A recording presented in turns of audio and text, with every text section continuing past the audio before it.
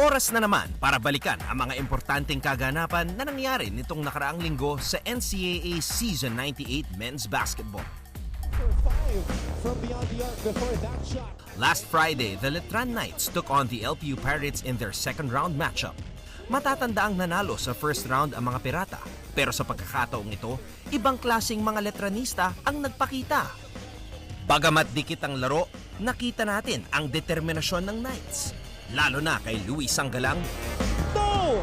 Sanggalang offensive rebound. Sanggalang gives the lead back to Na gumawa ng 12 puntos at nakakuha pa ng career-high 18 rebounds. Si Brent Paraiso naman ang nanguna sa scoring sa kanyang 13 points. Nakabawi ang Letran sa LPU 69-64 at nakamit ang kanilang ikapitong sunod na panalo. week number 7. Big step back 3. Yes! Para sa 3. In the second game, rookie forward Rin William Bing registered a career-best 17 points in San Sebastian's 72-68 victory over JRU. Romel Calahat also returned to action for the Golden Stags after serving a one-game suspension from the team and put up 12 markers in the win. Dumiretso na tayo sa buwan ng Nobyembre kung saan nagpatuloy ang aksyon nung Miyerkules. Dinomina ng San Beda ang Arellano 76-63 sa pangunguna ni James Quecote na gumawa ng 16 na puntos. Nag-ambag naman ng double-double effort na 10 points at 14 rebounds ang graduating power forward na si JB Bahio. Here's Garcia. The jumper by Waki is good. At ipinagpatuloy naman ng Mapua ang kanilang resurgence sapagkat tinalo nila ang JRU 74-49. 5-9 na ang kartada ng Season 97 runner-up at may balak pang guluhin ang mga plano ng ibang koponan sa torneo. Ano kaya mangyayari sa karera patungo sa Final Four? Yan ang ating dapat abangan mga kapuso. Kaya naman tumutok lang sa GTV para sa pagpapatuloy ng NCAA Season 98 Men's Basketball.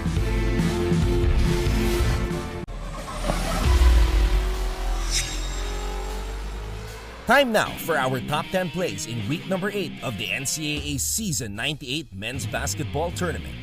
And we're off to the races at number 10. Daniel Malyari stood no chance against James Quecote, who went all the way.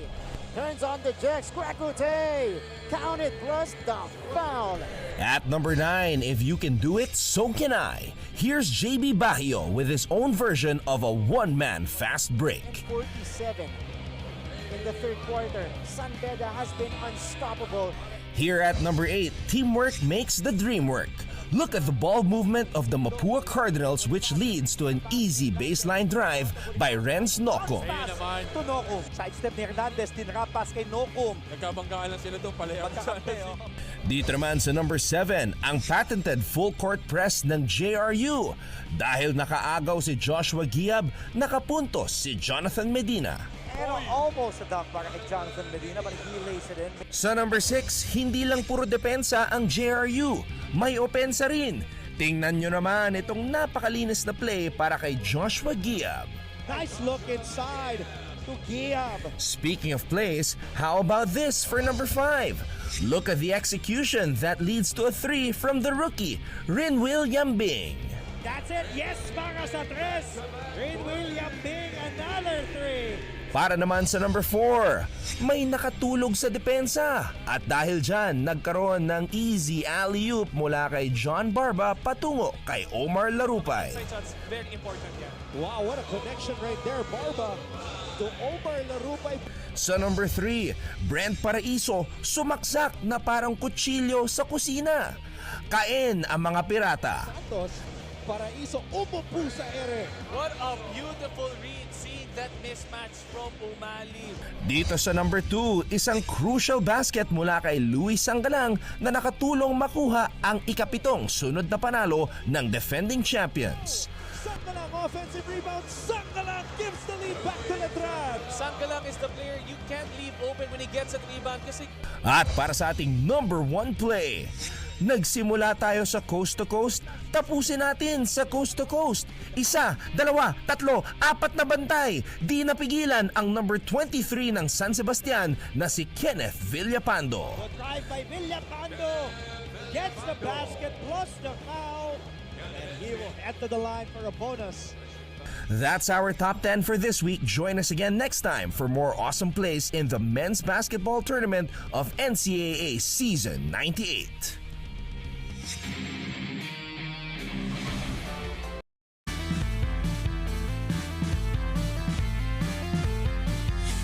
Mga bulero, eto na ulit ang punahan!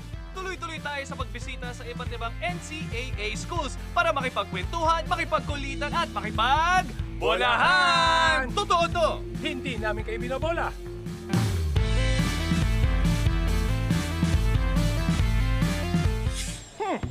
WTG! ATM dito sa UPHSD sa LT para makipagkwentuhan with our NCAA athletes. At ipapalabas po ito sa GMA GTV and ICYMI sa FBNYT, PBH, FTW, di ba? Ano yung mga letra pinagsasabi mo? Bakit? Di mo alam? Whatever. SMH. Oh, alam mo ba yung SMH? Shaking my hair. Wala ka namang buhok. Ano dapat?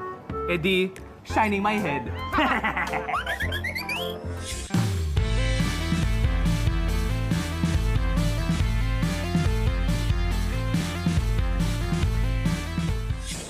Ito ang tanong ko lang sa inyo.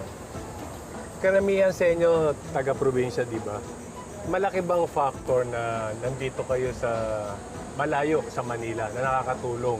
Ibig sabihin, yung scenery, yung simoy ng hangin. Mas okay ba sa inyo rito?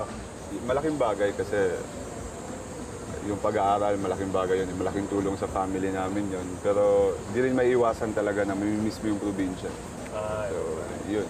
Sige, ano bang namimiss nyo sa probinsya? Unang-una yung pagkain po, Papa Bear. Masarap talaga yung pagkain pag sa probinsya po talaga. Ano po, yung fresh air. Fresh air. Ikaw, sino namimiss mo sa probinsya? Dito po lumaki sa Las Piñas. Di So, po. kalimutan mo na yung tanong ko. Kalimutan mo na yan. Okay. Eto, na-bring up din yan yung pagkain. And speaking of kasi practice, school, nakakapagod, recovery food. Sa inyo ba guys, ano yung favorite food nyo? Start of Lian. Sa akin is yung pork sinigang. Uy, Sinigang, sarap. Panalo yun. Ikaw, Jello, siguro naman di mo sasagutin na taga rito ka. Sige, ano yung paborito mong pagkain dito? Fried chicken sa canteen. Fried chicken sa kantin. So kung sa labas, ayaw mo ng fried chicken. Pwede naman. Pwede rin. Nag-promote ka pa. Ang ibig sabihin kasi ng perpetual health, tumutulong yan. Sino ang pinaka gusto nyong tulungan kung mabibigyan kayo ng pagkakataon? Okay? Yung mga bata po na nangailangan tulong. Kasi of course, lahat tayo, napapanood namin yung laro nyo. Sobrang physical, grabe kayo mag-prepare. Pero ngayon, uso na kasi mga mental health, very important yan. Paano nyo nako-condition ang mentality nyo bago kayo maglaro or sa school? Sa akin, ano lang, before game, basa-basa lang ng libro, kinig ng podcast, gano'n lang yung ginagawa ko. So nakaka-relax? Nakaka-relax siya para sa akin. Ikaw, Lilian. Sa akin naman, meditation po. Nag-meditate po kami sa every before game. May meditation. Parang yoga po. Ganun. Ako naman, before the game, gusto ko makakita ng mabalaking tulong yun, di ba? Yung yoga. Try nyo rin dito. Try natin minsan yun. Okay, ano yung pinaka-bonding nyo rito? Minsan kumakain po kami buong team sa labas. Nauso tong mga social media. Sino naman yung mahilig sa TikTok? Joey. Lagi po sumasayaw yan kasama. Ready yan. Ano yan?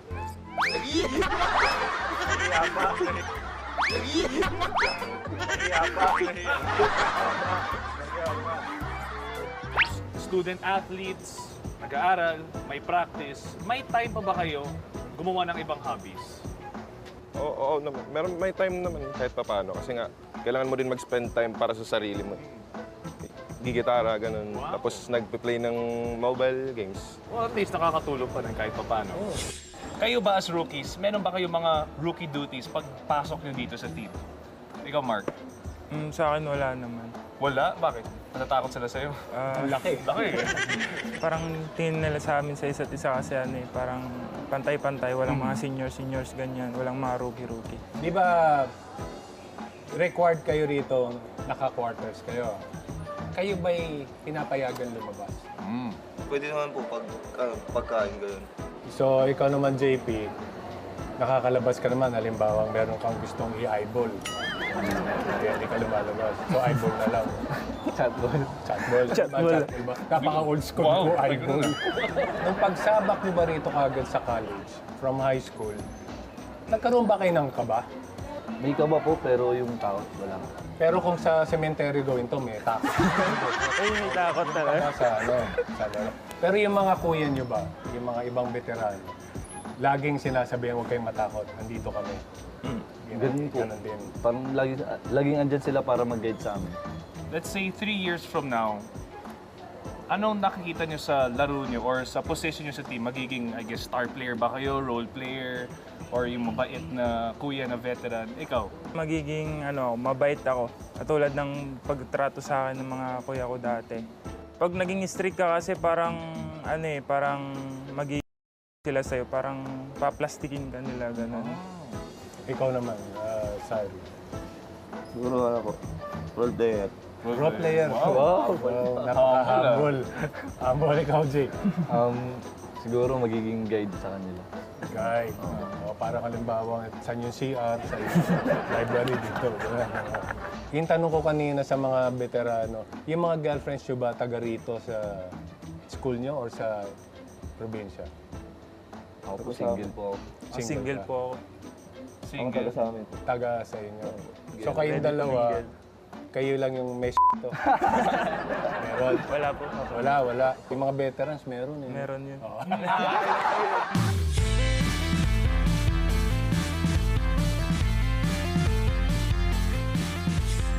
Kwentuhan today at bukas, campus spots naman! Kaya mga kabulero, ito lang ang bulahan na ang tsikahan ay purong katotohanan. Ako po, si Papa Bear Benji Paras. At ako naman si Baby Bear Andre Paras at ito ang Bolahan! Totoo to! Hindi namin kayo tatantaran! Excuse me po!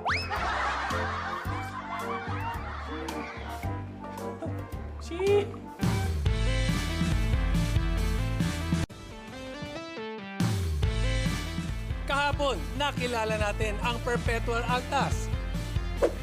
At ngayon naman, pupuntahan natin ang iba't ibang spots kung saan sila nag-aaral, kumakain, tumatambay at iba pang activities. Ako po, si Papa Bear Benji Paras. At ako naman si Baby Bear Andre Paras at ito ang Bolahan! Totoo to! Hindi namin kayo binobola. Saan kayo pupunta? To the moon. Road trip, vroom vroom, zoom zoom.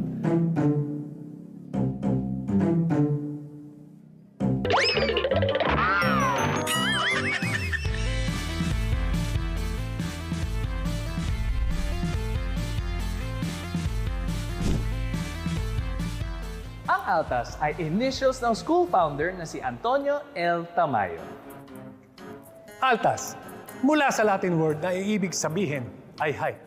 Ito ay sumisimbolo sa adhikain ng UPHSD para sa mas mataas na kadakilaan. Bakit? Wala! Tour na tayo!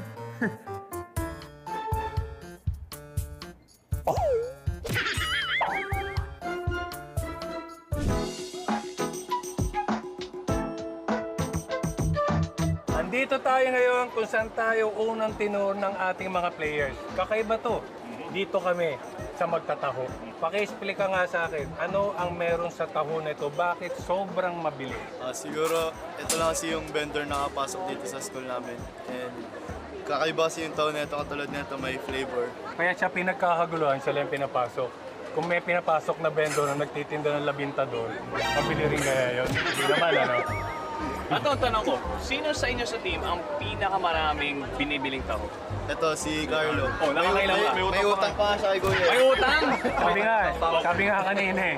Ay, tatandaan kita, may utang ka pa sa akin.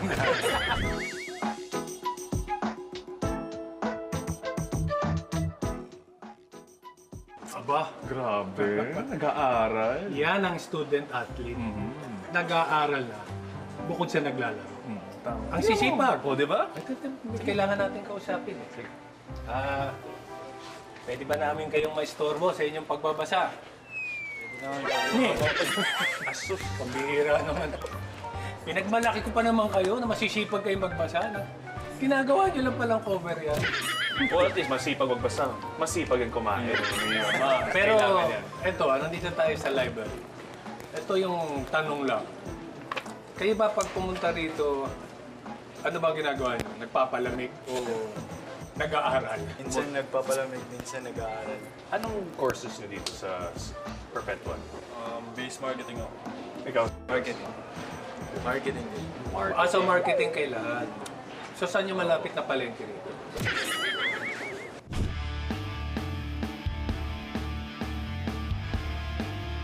At andito tayo ngayon sa Mascom Building. So dito sinabi niyo kung saan kayo nag-viewing. Okay? So ang viewing niyo ba before the practice starts o pagkatapos? Before the practice starts, Papa Bear. Okay. So sumisipot na lang kayo during the practice na.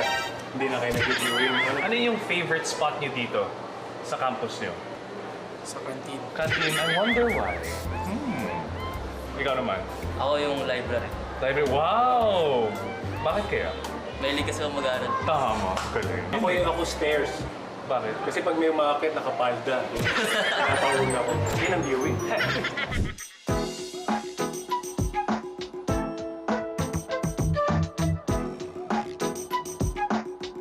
Balita ko, ito ang favorite spot niyong mga teammates. Bakit kaya? Nasaan na ba tayo? Kuya Andre, Papa Bear, nandito tayo ngayon sa canteen namin kung saan kami kumakain ng mga teammates ko at saka mga ibang athletes. Ano yung favorite food niyo dito sa canteen mismo? Siguro po sa akin yung munggo po. Munggo? Uy, sarap. Para sa akin yung lechon paksiw nila. Ayun, isa pa yun. Parang ginutom din ako ron.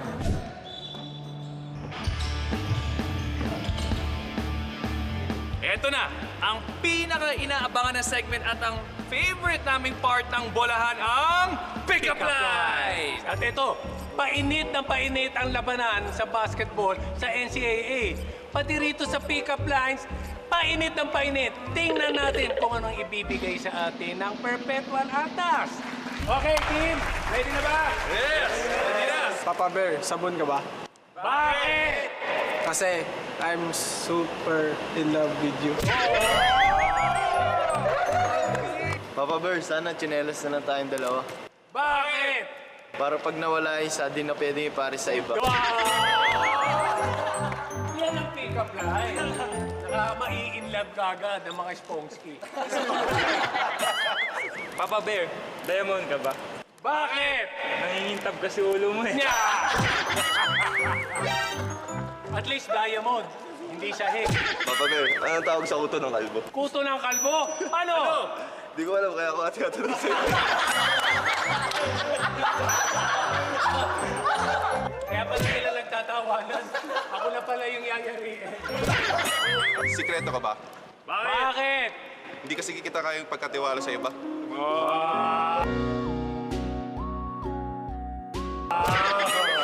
Mukhang merong nilalaan yun, ha?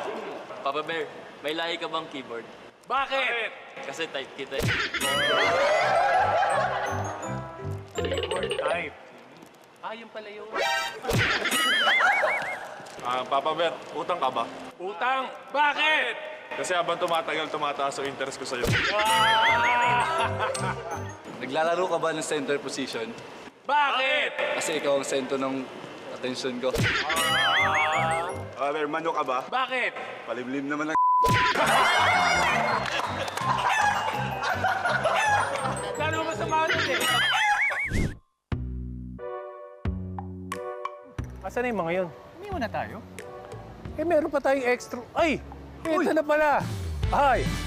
Matapos ang UPHSD, WTG, next week, FYI, lahat ng aming pupuntahan, RN! Bye-bye for now. Ako po si Papa Bear, Benji Paras. At ako naman si Baby Bear Andre Paras. Kwentuhan, kulitan, tambayan. Ito ang... Bolahan! Totoo to! namin kayo. Binobola! Mike Enriquez in the house! Gusto mag-comeback!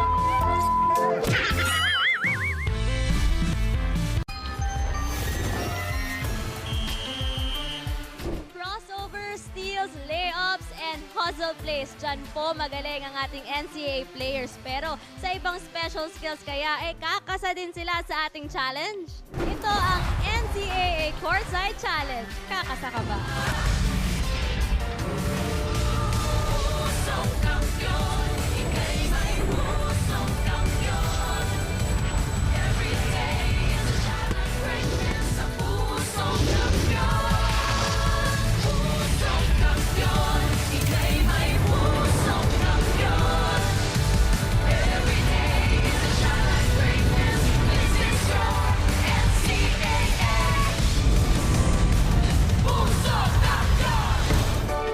We're coming to you from inside of Biloil Eco Center in San Juan City, bringing you another game day on a Friday in your NCAA Season 98. Achieve greatness every day as per usual. We've got a doubleheader for you guys on hand, starting with the action between these two teams. The Benilde Blazers, one of the best teams in the league, facing a struggling Perpetual ALTAs team. That's going to be featured in our first game today, followed by the matchup of the JRU Heavy Bombers and the San Sebastian Golden Stags. Mga kapuso, maraming salamat sa inyong pagtutok ngayon. We are live right now on GTV, live streaming everywhere, YouTube and Facebook at NCAA Philippines, Twitter and Facebook.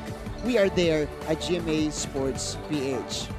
Magandang tanghali po sa inyong lahat, mga kapuso. My name is Martin Javier. Got you covered for our first offering this afternoon, working alongside Papa Bear Coach Benji Paras here in the broadcast. And to start the coverage for our first game, we are joined by the head coach of the College of St. Benilde Blazers, Coach Charles Chu, who is fresh from the Hall of Justice. Dahil formal na pong nag-file ng complaint yung dalawa niyang players. Coach, welcome to the broadcast panel first. Thank you for having me. Kahit na you're separating me from my team, pero sige lang. It's been an eventful past few days and morning for you. Unahin muna natin yung nangyari kanina. What exactly transpired this morning pagpunta mo dun sa Hall of Justice? There were a lot of media, that's for sure. No, the players, the parents of my players wanted to file a case, so they did that, and we just supported them. And I was asked to be a witness to the incident, so I had to be present also in the prosecutor's office. So yun, I think babalik pa kami mamaya for some other stuff after this game. But yeah, that's pretty much what happened. Coach, it was Tain Davis and Jimboy Pastoran. Their parents officially filing a complaint against John Morris. I believe the players themselves were, but their parents told them that they should file a case. Okay. Are there more players though, Coach Charles, that are gonna be involved? I don't think so. I think silang dalawa lang because they were the ones who actually were hit talaga by Amores in that incident. Okay. And later magpapatuloy yan as you mentioned, Coach Charles. But for the past few days, kamustahin muna natin yung team mo. How's team morale? How were the practices after the incident? Well, we didn't do much the day after the game. We just wanted to clear our minds. The team's been okay. Hopefully, rallying around each other. Thankfully, the school has been very supportive. Also, we gave a bit of a debriefing and counseling to the players. Kasi syempre, this is something that we're not used to happening talaga. But I think overall the team's been okay. Syempre, we're missing a few guys in this game, so hopefully they can play well for our missing players today. Those players are Lepalam, Chris Flores, and Mark Sanco, who are again serving their suspensions. Your comments on that, Coach? Well, as much as I would like to say that they were acting in self-defense, because I was getting mad at Mark, and Mark was apologizing, but Mark says, what do you want me to do? You see a guy running towards the team and towards his family, really. So I guess that was his reaction. So I understand the decision of the NCAA, and actually I do think it is fair. Okay, hinapiawan mo na ng konti, Coach Charles, the family of Mark Sanco, who were there right behind you, and they were somehow involved in the incident as well. Are there any actions na gagawin ng College of St. Benilde towards them and their involvement in the incident? No, I don't think so, because as fans, I guess they have their rights. They're adults; they can make the decisions for themselves. And obviously, their actions may have triggered a certain player. But when I was telling that to my players, all our players are like, "Well, sa ibang mga kalaban naman natin na fans, hindi ba kami minumura ng mga fans or kung ano man sinasabi, mas malala pa. So I guess it is part of the game. I guess we just have to learn from it and maybe hopefully keep our emotions in check. Coach, bago kayo ipasa kay Papa Bear, Tane Davis, Jimboy Pastoran, dahil sila medyo yung napuruhan dun sa incident natin. Anong condition nila? Are they gonna be able to play this game? Well, Tane's okay. His jaw's a bit swollen. Si Jimboy medyo bagay yung mata niya. Hindi masyado mabukas. So I don't know how he'll play. But they wanted to play. So, si Jimboy actually, when he went to the hospital, parang he felt yung blood parang umakyat raw sa throat niya. And nahihilo siya nun. But even up to yesterday. But I think today he's a bit better. So, I'm hoping he's okay. I'm hoping though those two guys will be focused kasi medyo matagal sila dun sa prosecutor's office. It took them time. I don't know if they've warmed up and how distracted they are. But at least they can play. So we're thankful that no other injuries happen. Okay. Papa Bear? Sige, Coach. Ako maraming tanong pero hindi naman connected sa basketball. So, ito na lang tanong ko.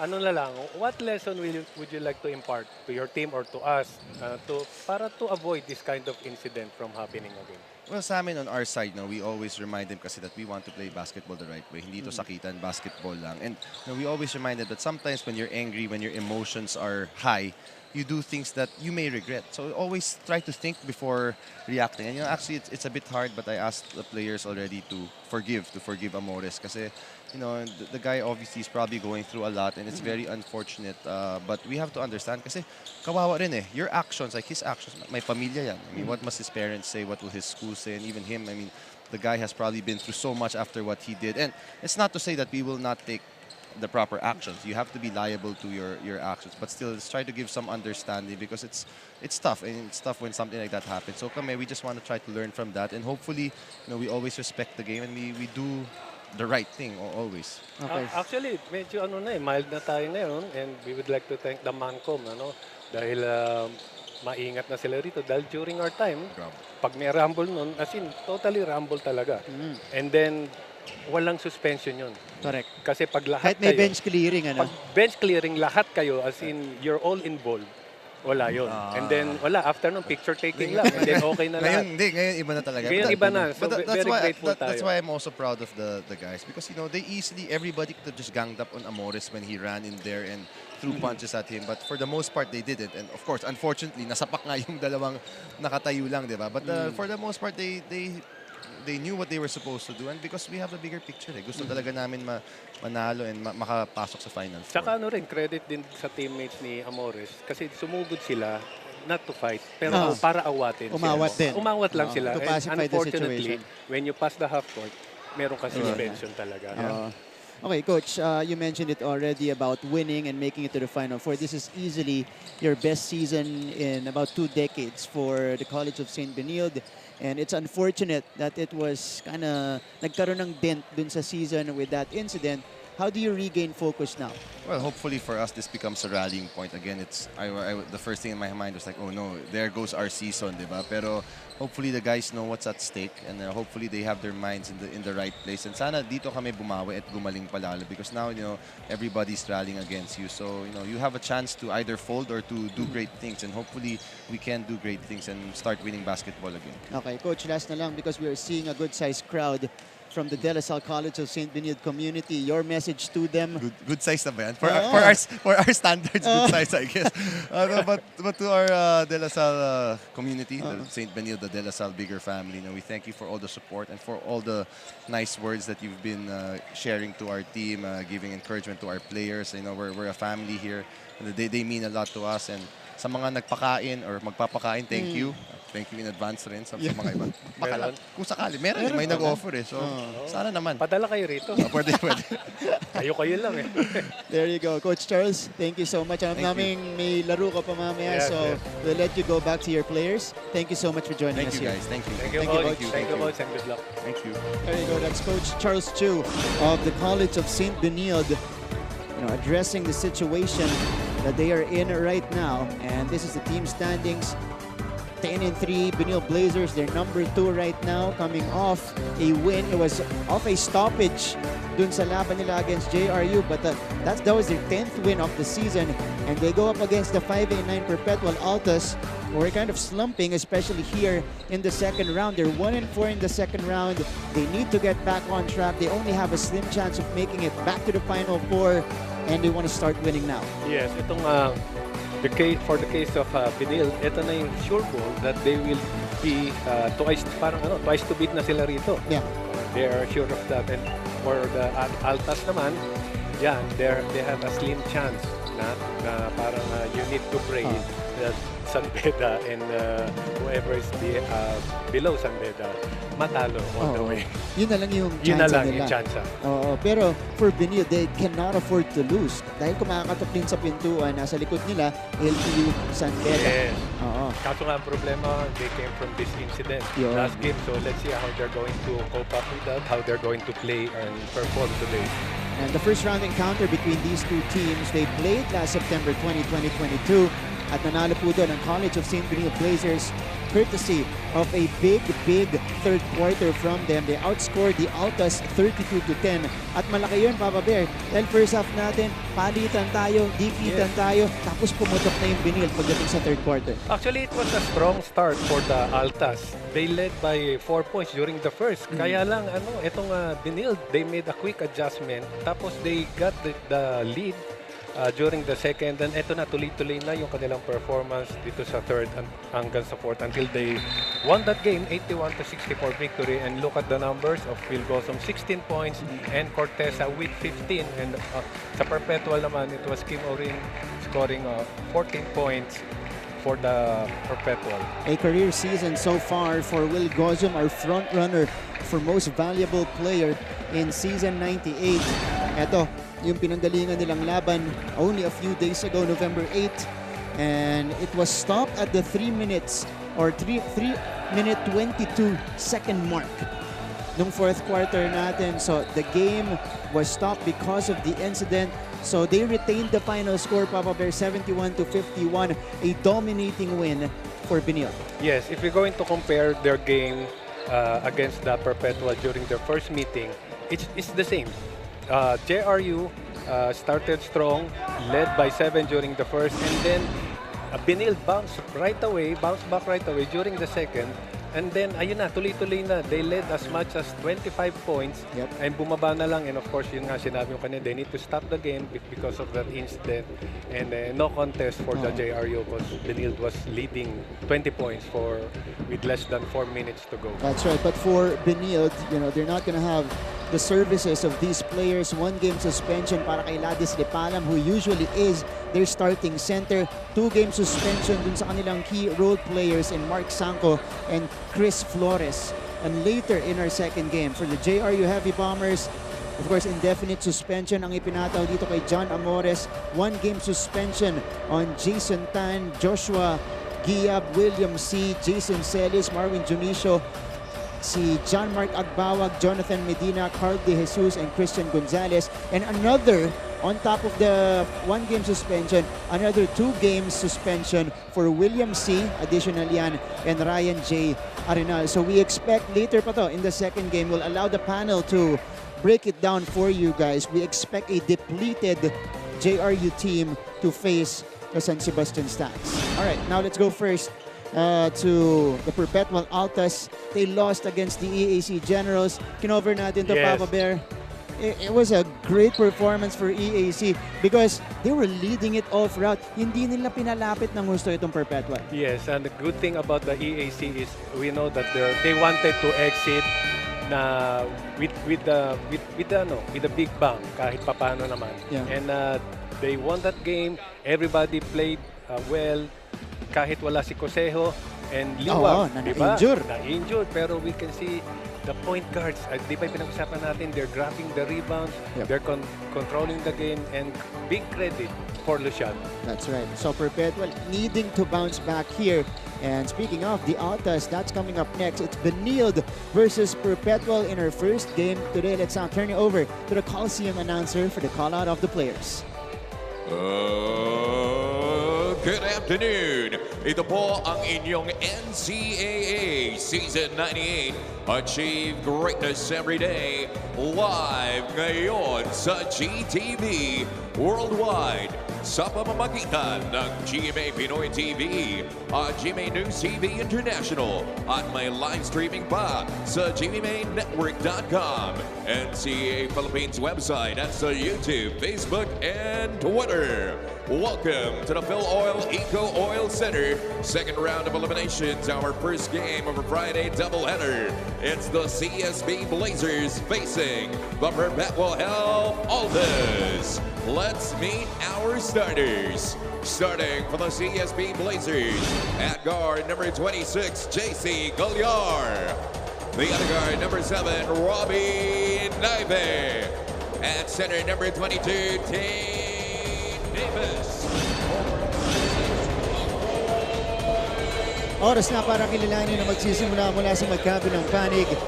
And JC Colliar, McCoy Marcos, Tain Davis will get a start today alongside Will Gozum and Robin Naive. What a decision for Coach Charles Chu here to give Tain Davis his confidence back and make him part of the starting unit on the other side for the Perpetual ALTAs.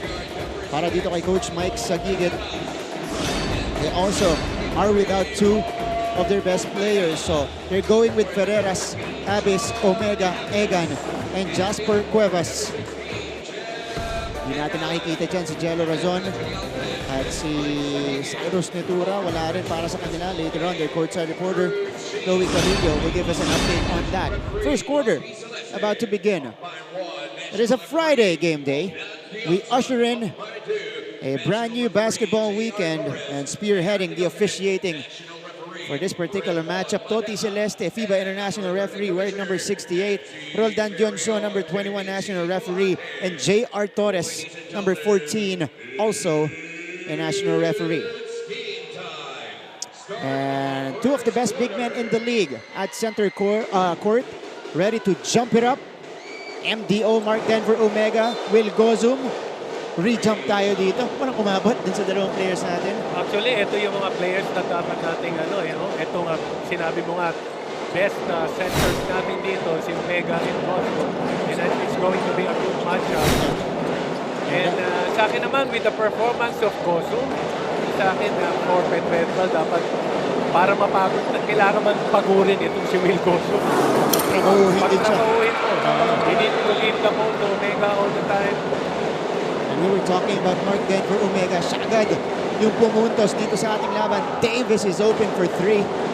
That's a little bit too strong. Rebound ending up with McCoy Marcos. Colliar pinag-iisipan, but he will reset and set the table.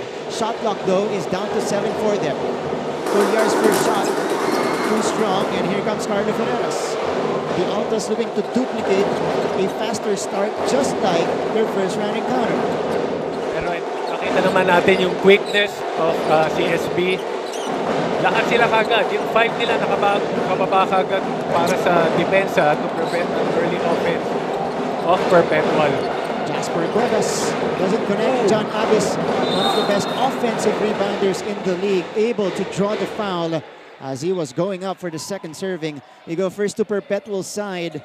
And as I mentioned earlier, may update sa atin dito si Chloe Carillo. Chloe, go ahead.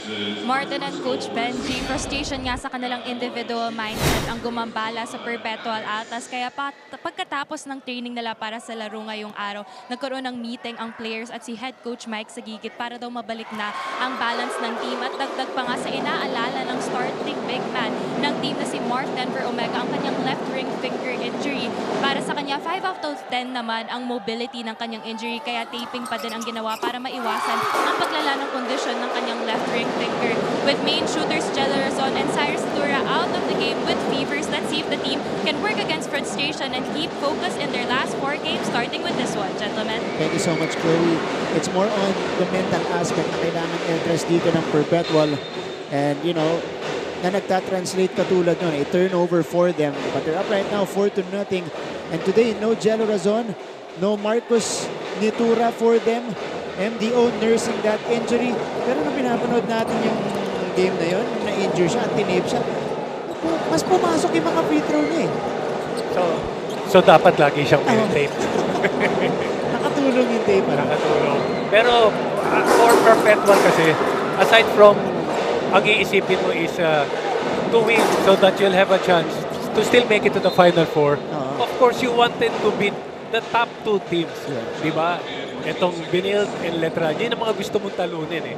So ito na yung, this is your last chance, if ever, para sa second round to beat this team. And to get a big win like that could change the course of the season for you, can turn things around for you.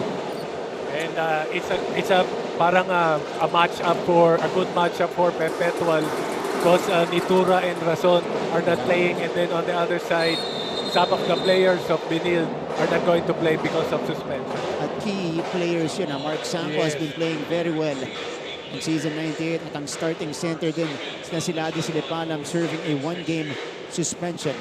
It is still 4-0. Over 2 minutes gone here in the first frame.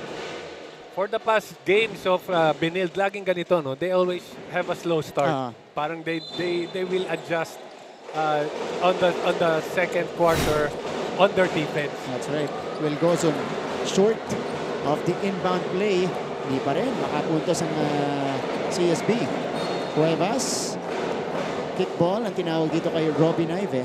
So ball staying with Perpetual with a lot of time to work with. That's still 17 seconds on their clock. 7 minutes and 49 seconds to go, pero ito pa rin Benilde, scoreless. Hindi pa rin nila makita yung rhythm nila. And that's hoping, they're hoping that they can get over the hump quickly. Kasi, same with Perpetual, i-address nila yung mental aspect. They're coming off that incident. Siyempre, vulnerable pa yung mga bata nito ni Coach Charles. And that's what they're trying to address immediately here. Robin Ive off to the right on the 3-point attempt. Ball staying with the side of Benilde though. And sa akin naman with that incident happened last game, parang lesson to be learned sa lahat. For everybody. For everybody. That's right. And not only the players, but even the fans.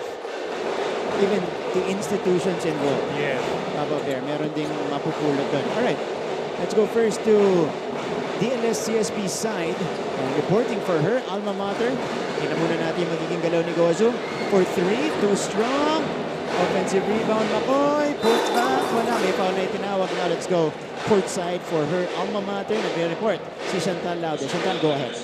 Gentlemen, despite being top in standings and despite dominating the scores in their past game, paulit-ulit pa rin sa team captain JC Collar na tila pa parang sirang plaka na bawal makampante. Nabanggit niya nga sa akin that in their last game, naging problema daw sa kanila ang bad start na mukhang nangyayari ulit ngayon in their game. Kaya naman sinasabi niya na this shows that they still have a lot to work on. They still have a lot to improve on. Dagdag pa nito na ang Perpetual Altas daw na kailangan daw talaga nilang bantayan ay si Jello Razon. Pero mukhang swerte sila dahil hindi makakalaro ang player na ito. Pero syempre, makakapag-determine pa rin daw kung magiging maganda pa rin ang laro nila is how they will put their effort, which we will see when the game progresses. Balik mo na sa inyo.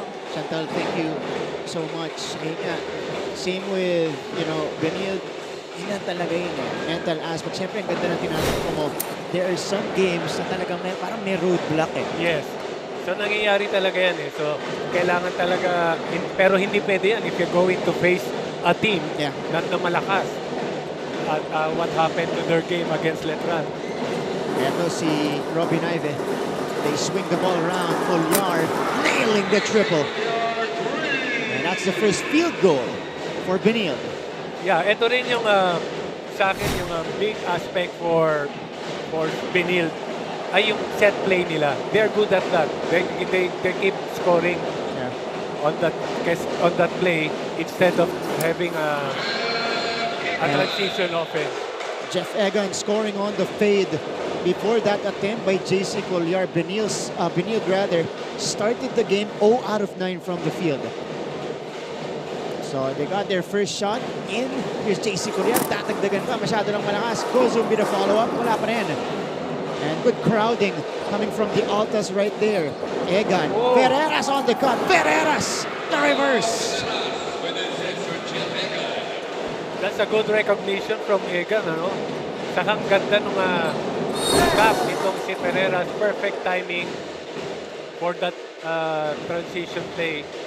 And for Perpetual, they begin this game with suffocating defense on the defensive side. Pag pumapasok yung Benilde sa loob, ando sila lahat. Oo, ang sikip. Right, 8-5 start for the Altas. We're still in the first quarter.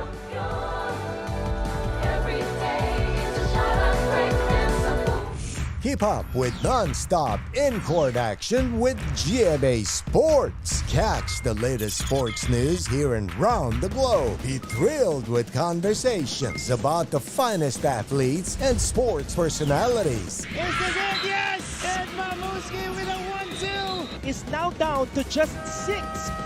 And never miss a beat on the latest hard-court drama.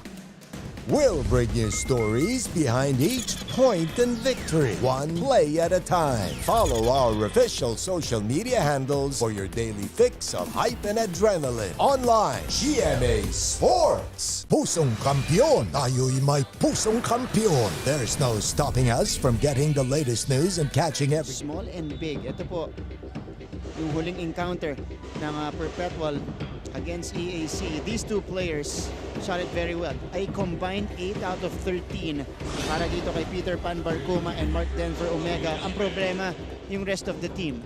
Rest of the team shot 9 out of 49 from the field. Pero itong dalawang to, ginawa nila yung trabaho nila. Yan yung magandang performance na nakita natin na combined 23 points para dito sa dalawang guardia. And also, hindi pa rin natin nakikita niya yung magandang defense na ginawa nila. Eh, kailangan talaga, this is a team sport, hindi pwedeng dalawa lang. So, dapat lahat merong contribution. Mas lalo ngayon kasi walang razon at nitura para dito sa Perpetual. So, the other guys will have to step up. Lalo na yung mga second stringers ni Coach Mike Sagigit. Miggy Corteza goes to the scorer's table, getting ready to check in. It is Perpetual basketball though. And Cuevas, that's from the free throw line, too strong. And here comes JC Colliar, the captain of Benilde, handing it over to Robby Naive. Naive against Ferreras. Naive drives, difficult reverse, will not drop. And the Altas are on the attack once again. Ferreras. Si Naive, he keeps on attacking. Oo nga eh. Kahit masikip, kahit masikip, kanina pa siya eh. Parang he wanted to create a space para dito sa teammates niya. Oh, that's excellent defense from Will Gozum, bothering John Abis that time, forcing him to pass. So for Benilde, it's Miggy Corteza coming in alongside Carlo Lim. Papalitan si Robby Naive at si Tane Davis.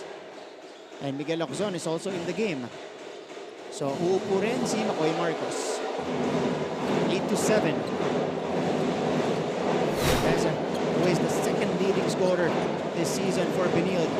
Zone uncorks, in and out. Jeff Egan. Ito rin dapat ang bigyan pansin ng Perpetual. Itong pagpasok ni Oxon na alam natin pag nag-init to, tuloy-tuloy to. Oh, good swipe from Miguel Loczon. And that's off the leg of John Abis according to our officials. So babalik ang bola sa Benilde. Here is Will Gozum. Rumanaga si Will. Leaving it for Miguel Loczon, who scored the deuce. Perfect play. Perfect transition offense coming from Benilde. Yun lang, hindi nakababa itong Perpetual para sa kanilang depensa. Benilde grabbing the lead back. 9-8 is the tally right now. Jasper Cuevas utilizing that Abis screen, pick and roll action. And John Abis hard on the roll. That was a perfect pick and roll for the Perpetual. Ito ang first meeting ng Benilde and Altas. Benilde only scored 13 points in the first quarter. And then during their game against JRU, they only scored 11 points. So slow start for Benilde. Pero at least ngayon nakikita natin na humahabol na itong Benilde. Sa Peter Pan Barcuma, nakapuntos na dito. Tuloy-tuloy pa rin. Itong si parang extension ng game against EAC. Itong si Peter Pan. Two bright spots lang para sa Perpetual. Again, against EAC, it was Omega and Barcuma. Gozum off the spin. Ferreras. Collision with Carlo Lim. Si Lim ang matatawagan ng foul. Ito si Peter Pan Barcuma nung nagpunta kami sa kanilang campus during our bulahan. Sabi ko, bakit Peter Pan tinawag sa'yo ng coach? Kasi maliit daw po ako. Yun lang. Sabi ko, ba't di Tinkerbell na lang? Maliit ka kasi. Malaki pa si Peter Pan. Ayun. Hindi, tsaka lumilipad daw siya. Oo, yun. Ito si Carlo Ferreras. You know, this is a guy that is also capable of exploding. So without Jello Razon today, expect a heavy load para kay Carlo Ferreras. Corteza, difficult shot. A little bit awkward on the reverse. But that one up by 5. Gozum, scoreless pa rin dito sa ating game. With less than 3 minutes to go. Oh, a hard screen. And Peter Pan Barkuma is able to score. Perpetual now ahead by 7, their biggest lead of the game.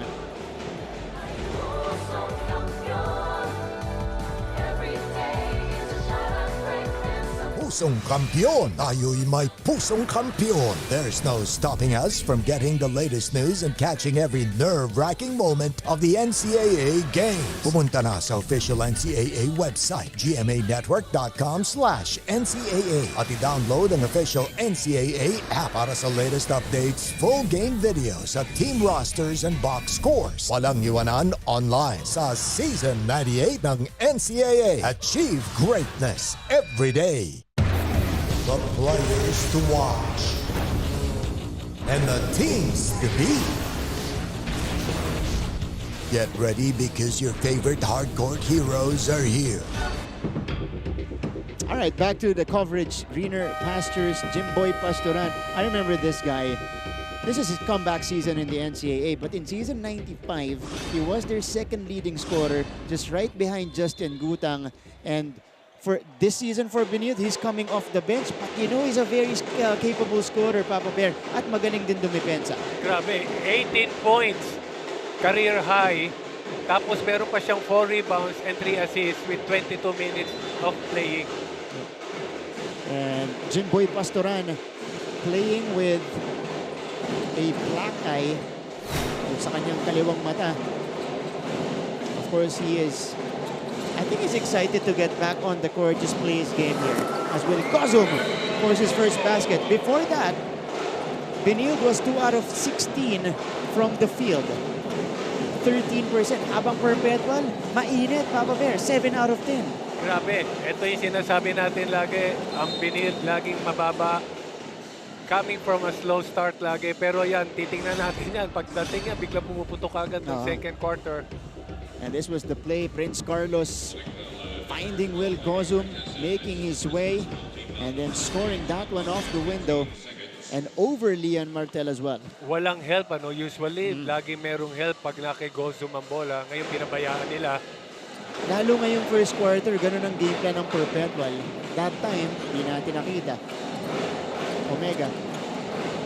Martel will attack the defense of Corteza. Martel ilalabas kay Egan. Egan from straight away.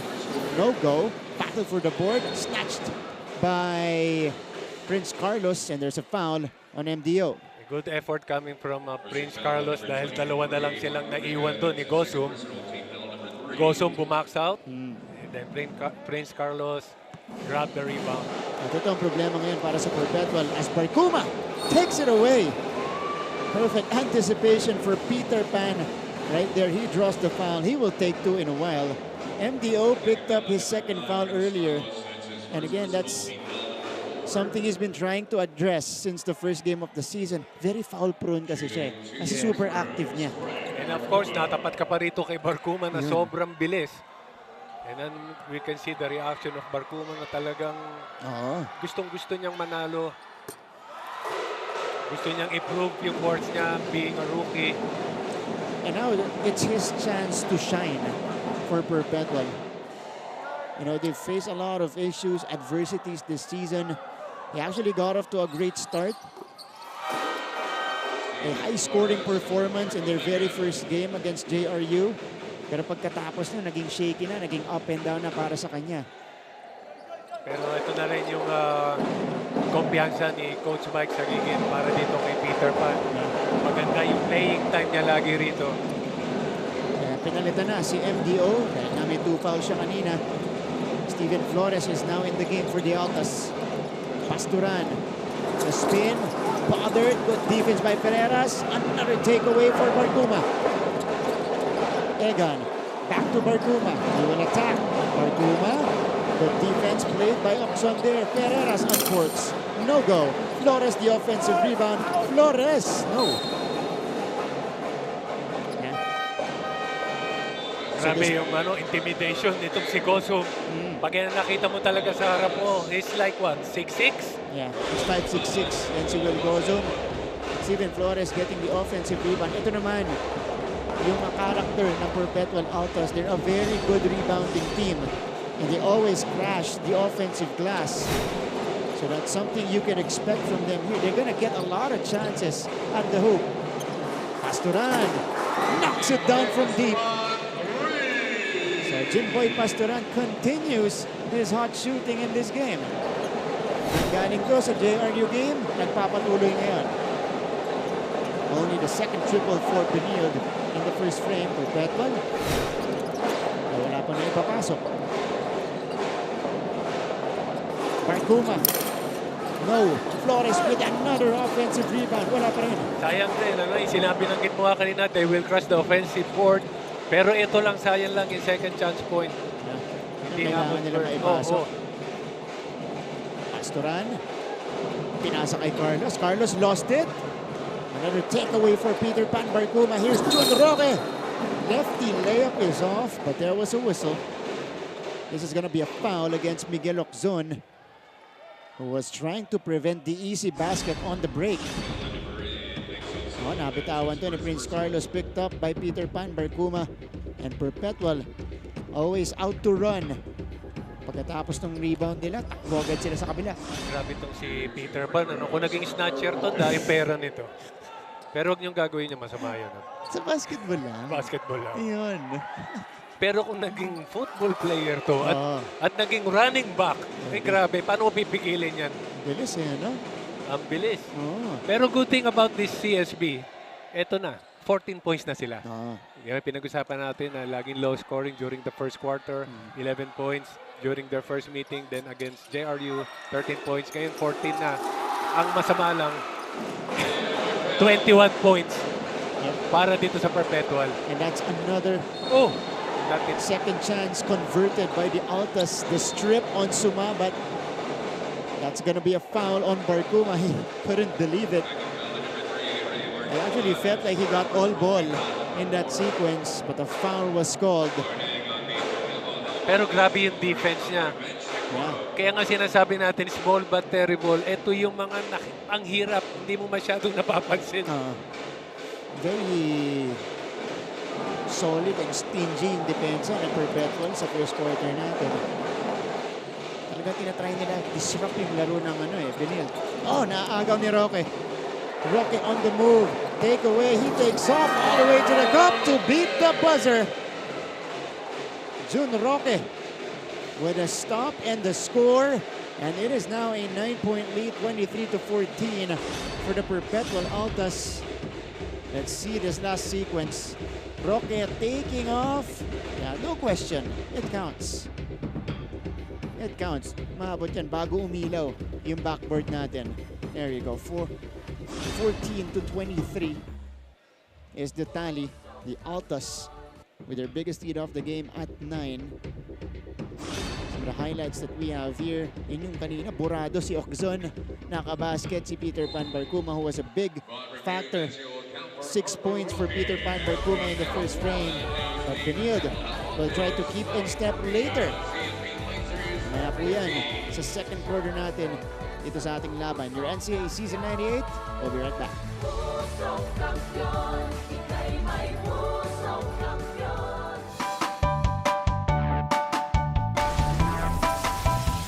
How's the first day back for everybody? It was great to see everyone. I think we were all happy to be back together.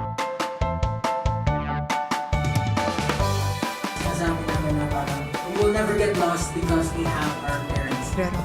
Kumusta, Alexandra? Salamat at nakapunta ka rito.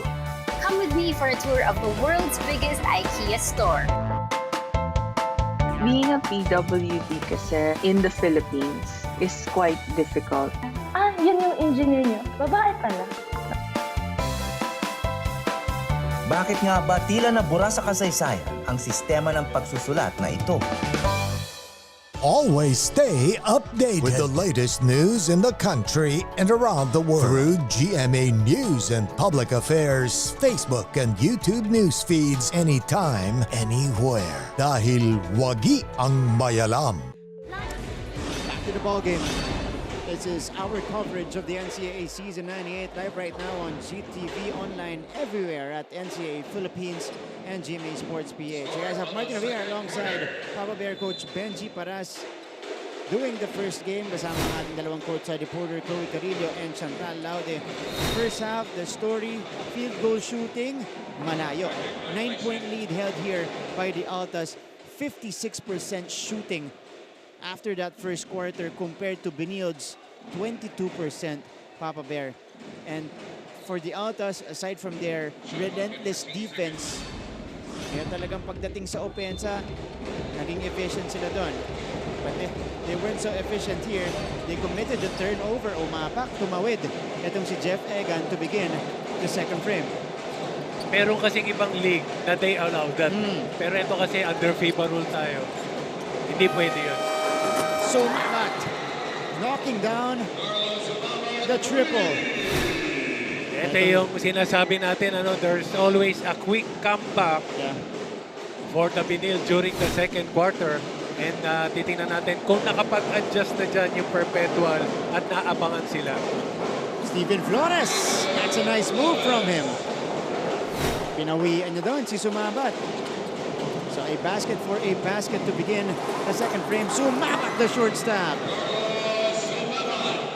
Here's Martel. Masyado malakas yung pasa. Yan lang kailangang iwasan ng Perpetual. Dito sa CSB, pagdating ngayong second quarter na naghahabol sila to limit their turnover. How about this guy? Carlos Sumabat, one of the rookies neto ni Coach Charles Chu. Ito naman si Steven Flores na bumawi sa kabila. 5 quick points. Can he make it 8? Hindi lang pumasok. Interest puntos dun. 6'7" itong si Carlos Sumabat, but very skilled as well. Oh, beautiful find. That's Egan finding Flores inside. Hindi lang aware yung ating mga big man sa mga kumakat na players ng Perpetual. Carlos, the slight step back. Rebound by Roque. And for Jeff Egan, the captain of Perpetual, maganda yung pinapakita niyang playmaking dito. Another find to Flores, and Flores bullying his way once again. Yung sinasabi ko kanina na itong Perpetual should be ready. Dahil itong ang CSP, they always bounce back quick during the second quarter. Pero I guess, ready sila. At yung kanilang ginagawa is to make a quick offense. Hindi na sila nag-aantay para gawin yung play nila. And Steven Flores is a big part of this fast start ng Perpetual in the second frame. Field goals in the paint natin. Mainit na mahinit ang Perpetual. 10 out of 11. Roque drops in the triple. And Perpetual has now built their biggest lead of the game. 32-19. Timeout Benilde.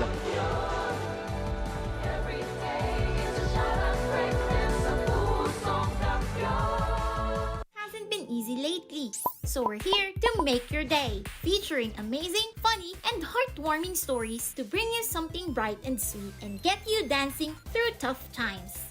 Simple joys that remind us of the many reasons we can still smile. Cleanse your timeline with Make Your Day. Join us on YouTube and Facebook and share your stories too. Let's spread more awesome, wholesome content out there. Make your day! Mabilis magbago ang mundo at ang daming naiisip ng tao. Hatid ng Next Now ang latest sa science and technology, maging updated sa groundbreaking inventions. Hello there. At mga makabang. Kim Perez will be performing later at the halftime break. Abangan niyo po yung kanyang performance maya-maya lamang. Again, Kim Perez. Kala ko Kim Pura sasabihin mo. Kim Perez. Sabi ko lang, Kim Puy eh. Okay, Kim Perez pala. Okay. Ngayon naman, may update sa second quarter. Ito si Chloe Carillo from Perpetual side. Chloe, go ahead. Martin, and Coach Benji, self-doubt nga ang naging hamon para sa second group spark plug na si Joey Peter Pan Barcuma para sa kumpiyansa sa kanyang sarili at sa kanyang team. Pero sa dalang simula ng Altas, kita nga na ang duda ay naging gigil na nga sa gumagambala dito sa kupunan. Pero para naman kay Coach Mike, ang tiwala sa kanilang triangle offense at pagbura sa hesitation ng kanilang passing ang kinakailangan para hindi bumitaw sa magandang simulang tinabaho nila. Tingnan natin kung handa ang Altas na higitan ang kanilang masipag na simula. Balik muna sa inyo. Chloe, thank you so much. Perfect description, no? Gigil. Naging gigil. Tsaka grabe yung diin ng Perpetual dito sa ating first half. The jumper para dito kay Jeff Egan. And Perpetual will continue to compound on this lead. It's now at 15, 34-19. Corteza breaks free. Nice find by Miguel Loczon. Pamatay sunog para dito sa Benilde Blazers. Badly needed basket for them. Kanina nakita natin, two quick baskets pag-start ng second quarter from Benilde. Pero grabe, nakabawi kagad. Itong Perpetual, dalawang points from the interior. And ito ba, dalawa. Meron ng 2-3 points siya ngayong second quarter. So, Perpetual connecting from the painted area and from long distance. Benilde needs an answer. Cortesta lost it. Ahead to Aves. Aves touchdown! 39-21. Alright, let's go to Benilde side. Tignan natin kung paano ito i-address ni Coach Charles. Nandito si Chantal Laude. Morton and Papa Bear kanina nagpakitang gilas si Jimboy Pasturan despite the black eye. Alam nyo, nabahagi niya sa akin, 100% daw siya makakalaro despite this condition. At sabi niya nga, ice coffee daw ang energizer niya tuwing pre-game. Pero ngayon, ice compress. Pero alam nyo, magtuko muna tayo sa panag ni Coach Charles Chu. His words kanina during the huddle, ayoko pang magalit dahil maaga pa. Pero ang lalambot nyo, alam nyo naman na NCAA ay pisikalan. Kaya his reminder to the boys, kung pagpapatuloy nyo na ganyan ang inyong laro, matatalo tayo dito. So let's see how the St. Benilde Blazers will respond to close this big gap. Back to the panel. Chantal, thank you so much. That's an interesting bit on Jimboy Pasturan. Ice coffee. Pero ito medyo nalalamig sila ngayon. But for Coach Charles, yun yung dilemma sa kanya ngayon. Because they're down big. And we know Coach Charles talagang pag nag-a-address siya, as we see Cuevas was there, he doesn't hold back. Pero yung dilemma niya ngayon, do you hold back? Kailangan mo bang maging soft on your instructions as Naive? Yep, that rolls in for him. Goes around and goes in. Ang tagal nun Diba? Pero grabe itong performance ng Perpetual. Yung sinasabi nga natin kanina, alam natin na very shaky yung kanilang performance itong nakaraan. Pero ito, without ni Tura and Razon, parang nanggigil nga itong mga players na parang magtulong-tulong to beat CSB. Ito po, yung 3 puntos kanina. Hanap ni JC Colliar to Robin Naive who was waiting at the corner. Ito, pinaganda, pinasarap pa. Pero yun, pumasok para kay Robin Naive. That's a perfect transition play coming from CSB. Yun yung importante kasi. Every transition, maglalagay ka ng tao sa corner lagi para yung defense bumuka. And JC Colliar, a strong drive, able to make the basket and draw the foul. A 3-point play opportunity for JC. So 5 quick points. Ito nanggaling pa sa Canada. Hashtag spotted. Former head coach of the Benilde Blazers, Coach T.Y. Tang. Tamo, nandito pala si Coach T.Y. Yes, Coach T.Y. Tang also kasi nag-co-coach siya ng mga Savior Boys, nakakalaban ng mga anak ko sa mga small league. So lagi kami nakikita ni Coach T.Y. Savior legend yan. Yeah. Of course, last season, handing over the keys to Coach Charles Chu, na long-time assistant niya back then because his family migrated to Canada. So it's good to see Coach T.Y. Tang back in the NCAA. So at least, hindi pa rin nami-miss yung mga Chu dahil naman si Chris Chu is in Canada also. Oo, yun. So I guess nagkikita rin sila ron. That's right. Well acquainted ito kasi yun yung ties nila, connection nila from their high school days pa in Xavier. Yes. 27-39. fight back here for Benilde. 6 straight points for them, 1 from a three-pointer. And afterwards, a three-point play completed by JC Colliar. A foul against Tane Davis in his battle with Mark Denver Omega. Grabe rin, kasi kita mo naman yung height advantage itong si Omega, itong si Davis. Pero of course, with Davis built, yan talaga yung magiging role mo dito sa CSP to guard the big man. Yeah. Oh, nakawala! Hindi lang nasalo ni Roque. That was a perfect play, ano? Galing. Yeah, missed chance for Perpetual. And you gotta be careful if you're Perpetual. Dahil ito na yung Benilde. You know, they're feeling the sense of urgency right now. What was once an 18-point lead earlier, it's down to 12. Yes. And for Benilde, they can explode at any point of the ball game. Kaya nilang mahabol to. Ang record nila lagi, they will start slow, pero pagdating ng second quarter, they will get the lead. Yeah. So titingnan natin ngayon from 18 again 12. And let's see what's gonna happen. Pero ito, traveling yan. Hindi ka pwedeng tumayo. Yung defense nitong Perpetual since the first quarter, lagi silang nagkakaroon ng steal. Nakatulad yan. No? Yeah. Lagi nilang nako-convert every time. Oo, importante yun kasi part yun ng 23 points ng Altas. Siyempre para pigilan din maka-score itong Benilde. Alright, for Coach Mike Sagigit, he has fielded 9 players already. At lahat yun, skumor na. Yun lang ang maganda rito. 9 out of 9. Yung maganda rito sa Perpetual. And Will Gozum continues the CSB barrage. 8 quick points for Benilde. And the lead is down to 10.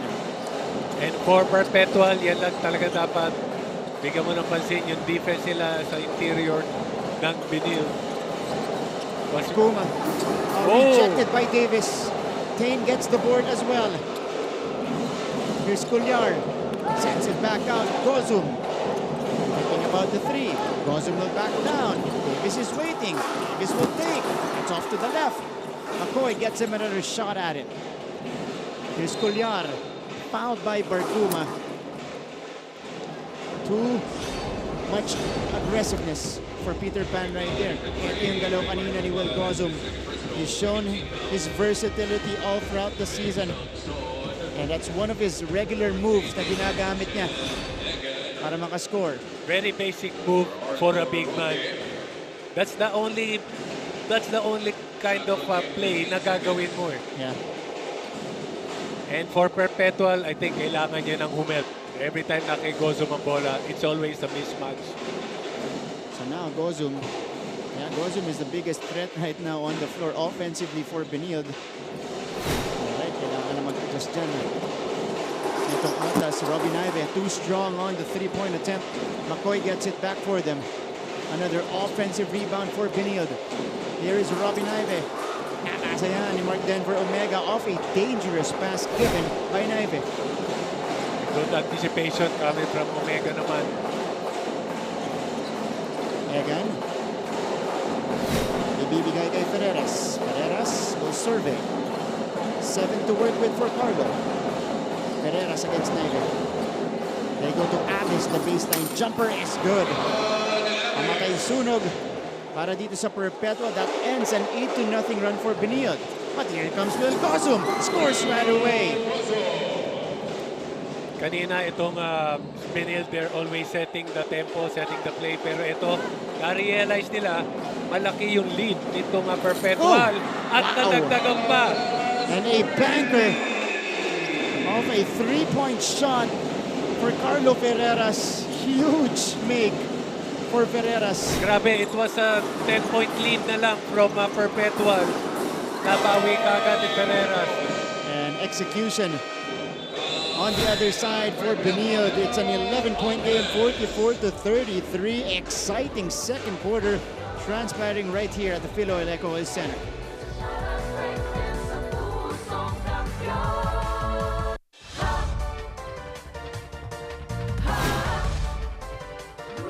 Actually creates a huge impact. Tunghayan ang episodes online dahil sa GMA News and Public Affairs Digital. We show you what's next now. Are COVID-19 vaccines safe? What is climate change? Because information is crucial, we're giving you all the facts that you need. Anong mga lugar sa Pilipinas ang COVID-free? Introducing Need to Know, a weekly explainer series from GMA News and Public Affairs. Here's what you need to know. Here's what you need to know. Here's what you need to know. Watch Need to Know. Available on GMA. Okay, halftime performer po natin. Si Kim Perez, black and white na checkered. Si Kim, ayan po, halftime performer natin. Kakanta siya mamaya. Retro, di ba? Oo. Nung time ko, ganyan yung mga uso nun. Bumabalik na eh. Oo. Kaya lang ba't wala masyado nagpapakalbo, no? Parang hindi na yata mababalik yun sa akin. May ilan-ilan naman. May mga... Ilan lang yung nakalbo talaga. Ay, grabe naman. Okay. Back to the game. 2.5 minutes remaining in the first half. A foul on JC Colliar. But scoring and pace has picked up in the second quarter. Pinakita ko nga sa mga ano ko yung picture ko nung araw. Yung mga ka-long hair pa. Yung reaction, yee! Hindi ka makilala, no? Mas okay na daw ako. Ngayon? Mas okay na daw ako. Grabe. Para daw ako si Chewbacca nung araw. Hindi, pwede mong gulatin sila. Mag-wig ka minsan. Minsan nga eh, nila. Okay pa naman Pero may mga picture ako naka-wig. Ayan. Pre, uso pa rin yan, Pablo. Ano naman? Ako'y Marcos makes his move. Challenge by Omega. Marcos scores it off the glass. So it's a 9-point game. Benilde fighting back. Grabe yung confidence itong si Marcos. Nasa harapan niya, bumabantay sa kanya si Omega. 35-44. Big make coming from Marcos. Ferreras pulling the trigger and swishing it through. Ferreras catching fire in the second frame. 9 points na coming from Ferreras. Yun pa rin yung play nila, no? Na doon pa rin siya nakaka-score with that handoff. Oxon, step back three. Got it! Miguel Oxon, nothing but net on that three-pointer. Napag-usapan yung confidence level eh. Naglalabasan na ngayon. Ang scoring natin. Grabe dito sa second frame. Egan! Eto pa isa! Kumpiyansa baka mo! Yep. And this is the Jeff Egan that we know. 6 points already for the captain of Perpetual. Colliar stops on a dime. Finding Gozum that time around. Gogne completion coming from Colliar. That's perfect setup job from one of our top assist men in the league. Marcuma, 48-40. That's a good thing for CSP, no? Dahil binibigyan nila ng bola si Gozum with that early pass. Medyo nahihirapan, makakonect. And now they're looking for Gozum. They're sending him up. Yeah. And Gozum has gone 4 out of 8 from the field. 8 points already for Will. Makoy Marcos, Didiskate. Colliar, contested 3. No good. Abyss with the board. Perpetual will not wait. And will not waste away time. Nagmamadali sila sa kabila. Pereira's able to draw the foul. And this is the move by Makoy Marcos. Pinangga muna itong si Mark Denver Omega. And getting it over the 6'5" Mark Denver Omega. And then the step back 3 for the masked man, Miguel Oxon. Bihira rin, nakikita natin maka-score itong CSB. Pero every time that they will score, parang pang-highlights lahat. Perpetual as a team, they're dead last in the league in terms of field goal shooting, 33%. Today though, it's a much different story because they're shooting a red-hot 63%. Grabe, dumoble. And it started in the first quarter, 70% sila doon. And now in the second frame, they're 20 out of 32. So 1 out of 2 para kay Ferreras. Enough time to manufacture a shot for Benilde. Oxon! No! Here is Marcuma. 2 seconds for Peter Pan. Half-court heave. Diretso dun sa clock natin. Pero good thing for CSB, napaba nila sa single digit. Ito lamang coming from 18 na point lead nitong Perpetual. That's right. Miguel Oczon has contributed to that attack by Benilde in the second frame. Oczon nailing a three-pointer right there for Perpetual, though. They were up by as many as 18 points here, but they're doing a great job in countering with baskets like this one, courtesy of their captain, Jeff Egan. It is 49-40 at the half. Kim Perez, our halftime performer, is coming up next. Magbabalik po ang inyong NCAA Season 98 on GTV.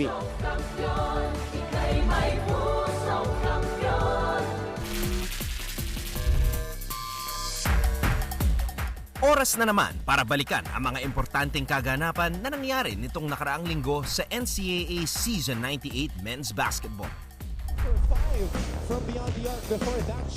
Last Friday, the Letran Knights took on the LPU Pirates in their second round matchup. Matatanda ang nanalo sa first round ang mga Pirata, pero sa pagkakataong ito, ibang klaseng mga Letranista ang nagpakita. Bagamat dikit ang laro, nakita natin ang determinasyon ng Knights. Lalo na kay Luis Sanggalang. No! Sanggalang offensive rebound. Sanggalang gives the lead back to Na gumawa ng 12 puntos at nakakuha pa ng career-high 18 rebounds. Si Brent Paraiso naman ang nanguna sa scoring sa kanyang 13 points. Nakabawi ang Letran sa LPU 69-64 at nakamit ang kanilang ikapitong sunod na panalo. Week number 7. Big step back three. Yes! Para sa tres. In the second game, rookie forward Rin William Bing registered a career-best 17 points in San Sebastian's 72-68 victory over JRU. Romel Calahat also returned to action for the Golden Stags after serving a one-game suspension from the team and put up 12 markers in the win. Dumiretso na tayo sa buwan ng Nobyembre kung saan nagpatuloy ang aksyon nung Miyerkules. Dinomina ng San Beda ang Arellano 76-63 sa pangunguna ni James Quecote na gumawa ng 16 na puntos. Nag-ambag naman ng double-double effort na 10 points at 14 rebounds ang graduating power forward na si JB Baguio. Here's Garcia. The jumper by Waki is good. At ipinagpatuloy naman ng Mapua ang kanilang resurgence sapagkat tinalo nila ang JRU 74-49. 5-9 na ang kartada ng Season 97 runner-up at may balak pang guluhin ang mga plano ng ibang koponan sa torneo. Ano kaya mangyayari sa karera patungo sa Final Four? Yan ang ating dapat abangan mga kapuso. Kaya naman tumutok lang sa GTV para sa pagpapatuloy ng NCAA Season 98 Men's Basketball.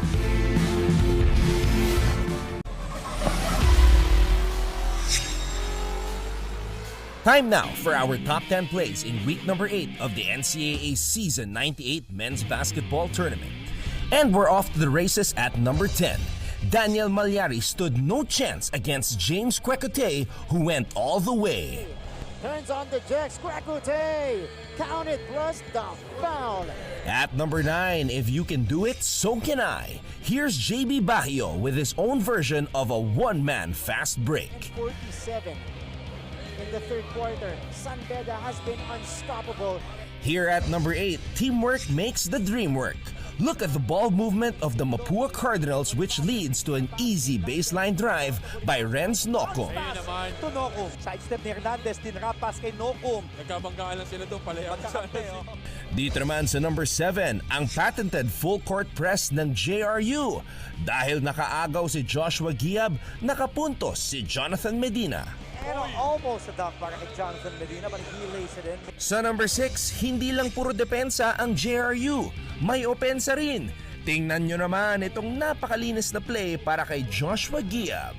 Nice look inside to Giab. Speaking of plays, how about this for number 5? Look at the execution that leads to a 3 from the rookie, Rin William Bing. That's it. Yes, para sa tres. Rin William Bing, another 3. Para naman sa number 4, may nakatulog sa depensa. At dahil dyan, nagkaroon ng easy alley-oop mula kay John Barba patungo kay Omar Larupay. Very important yan. Wow, what a connection right there, Barba. to Omar Larupay. Sa number 3, Brent Paraiso, sumaksak na parang kutsilyo sa kusina. Kain ang mga pirata. Santos, Paraiso, umupo sa ere. What a beautiful read, seeing that mismatch from Umali. Dito sa number 2, isang crucial basket mula kay Luis Sanggalang na nakatulong makuha ang ikapitong sunod na panalo ng defending champions. Sanggalang offensive rebound. Sanggalang gives the lead back to the trap. Sanggalang is the player you can't leave open when he gets a rebound kasi... At para sa ating number 1 play, nagsimula tayo sa coast to coast, tapusin natin sa coast to coast. 1, 2, 3, 4 na bantay. Di napigilan ang number 23 ng San Sebastian na si Kenneth Villapando. The drive by Villapando gets the basket plus the foul, and he will head to the line for a bonus. That's our top 10 for this week. Join us again next time for more awesome plays in the men's basketball tournament of NCAA Season 98.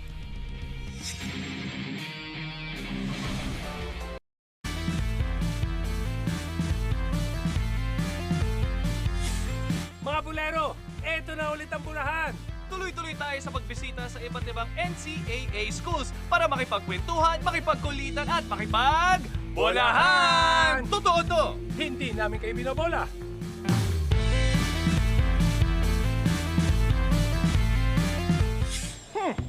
WTG! ATM dito sa UPHSD sa LT para makipagkwentuhan with our NCAA athletes. At ipapalabas po ito sa GMA GTV and ICYMI sa FB NYT PBH FTW, diba? Ano yung mga lecture pinagsasabi mo? Bakit? Di mo alam? Whatever. SMH. Oh, alam mo ba yung SMH? Shaking my hair. Wala ka namang buhok. Ano dapat? Eh di, shining my head.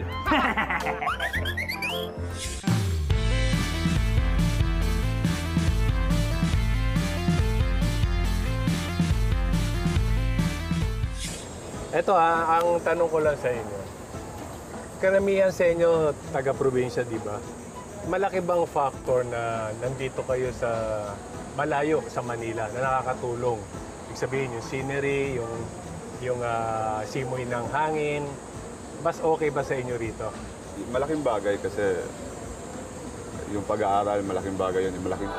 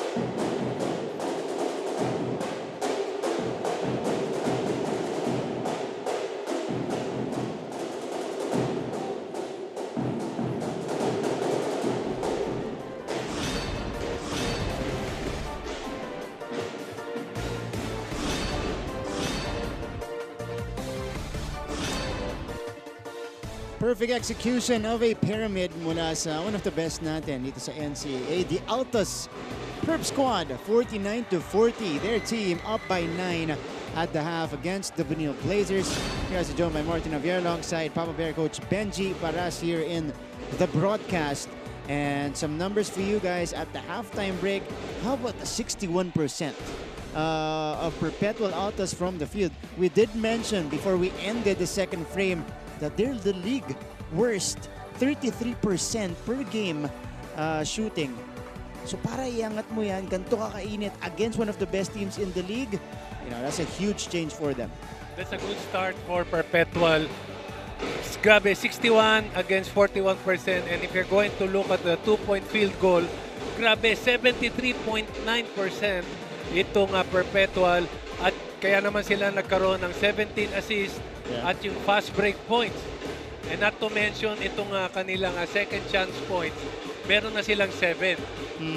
Last meeting nila with CSB, itong CSB, 15 second chance points, 4 lang itong Perpetual. Pero nakikita natin ngayon, iba ang tinatakbo nitong Perpetual against CSB.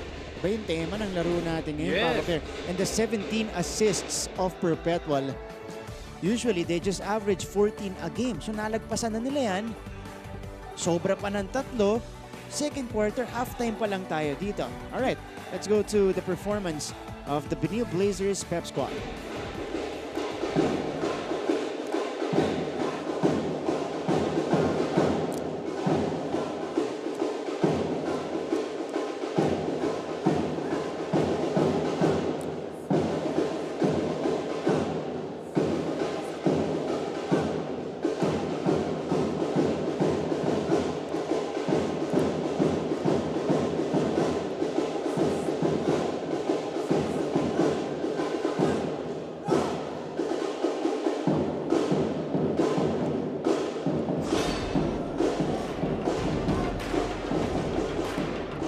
There you go. That's the Benilde Blazers Pep Squad. You guys just saw Will Gonzo leading the way for Benilde. After a slow start, ay nakakuha na ng mga baskets si Will Gonzo yung second quarter natin, followed by JC Colliar, who has scored timely baskets for Benilde to keep them afloat here. And of course, McCoy Marcos also getting into the fourth. On the other side though, it's been this guy, probably na mainit, Carlo Ferreras connecting from inside, mid-range. May tira na rin yan sa labas. At ito si John Abis umaambag din. But the third leading scorer for the Altas is their captain, Jeff Egan, who is slowly regaining his old form in the NCAA. And also, kasama ito si Jeff Egan is Ray Barcuma. Na grabe yung depensa pinapakita rito against the CSB Blazers. And of course, meron din contribution dito sila Steven Flores at si Art Roque. At halos lahat kung pinasok ni Coach Sagigit, sinasabi mo kanina, nakascore na lahat. Yep. Actually, lahat nga, nakascore na. 9 out of 9 si Coach Mike Sagigit, at least 2 points. Pinakamababang nakascore, Leon Martel, Mark Omega with 2 points apiece. But this is our scoring situation right now. It's somewhat a high-scoring game dahil kami scoring natin. For Benilde, 14 and 26. For Perpetual, they scored 23 in the first quarter and 26 in the second. Natapos yung first quarter, Perpetual leading by 9, umabot ng 18 during the second quarter. A good effort naman coming from CSB na ibaba kaagad nila ito ulit to just 9 points. And this is going to be a good start again. A good chance for CSB to make an adjustment. Ang kailangan lang nila rito ay tuunan ng pansin yung kanilang depensa dito sa Perpetual. Dahil grabe kanina, they keep on scoring from the inside. Ngayon naman, kahit labas, kinukuha na nitong Perpetual. At natatakbuhan din ng Perpetual ang Benilde. Na usually, Benilde yung gumagawa sa mga kalaban nila. Fast break points natin, abante dyan ng Perpetual 14-2. And what's more impressive for me, Papa Bear, is that Perpetual is out-assisting the #1 assist team in the league, most unselfish team in the league, that is the Benilde Blazers. Yes, wala din rin makapag-extra pass itong CSB dahil sa magandang depensa nitong Perpetual. But that's a good start for Benilde. Miguel Oxon ripping the cords. And a 6-point lead held by the Altas. So that's how you want to start if you coach your coach Charles Chu. Akala ko magkakaroon sila ng press break, ano? Pero hindi. Nakita ko sinesenyas ni Oxon na babataw lahat. So hindi sila magpe-press this third quarter. Sumabagalan nila to, Papa Bear. Ferreras Forced on that difficult attempt. Masikip ang depensa doon ng Benilde. Here is Mickey Corteza making his move, drawing the foul, and able to put himself at the free throw line.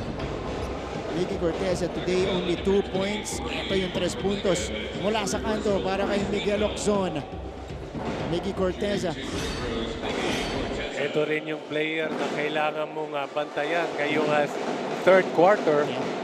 Dahil ito pag sila itong si Gozon at itong Corteza at itong si Cuellar pumutok.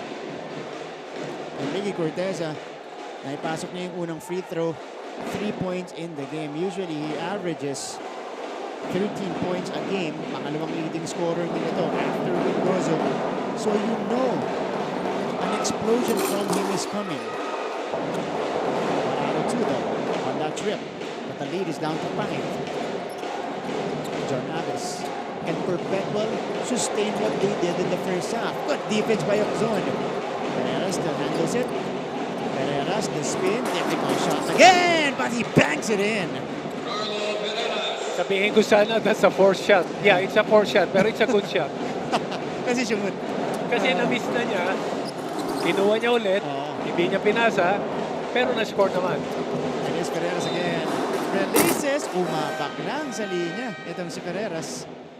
At na-challenge itong si Pereira sa defense itong si Ocson dahil alam niyang mas malaki sa kanya. Pero ayan. Yeah. Una na munti ka na siyang maagawan ni Ocson. He was able to recover. And sabi niya, takihin ko na lang itong depensa ni Ocson.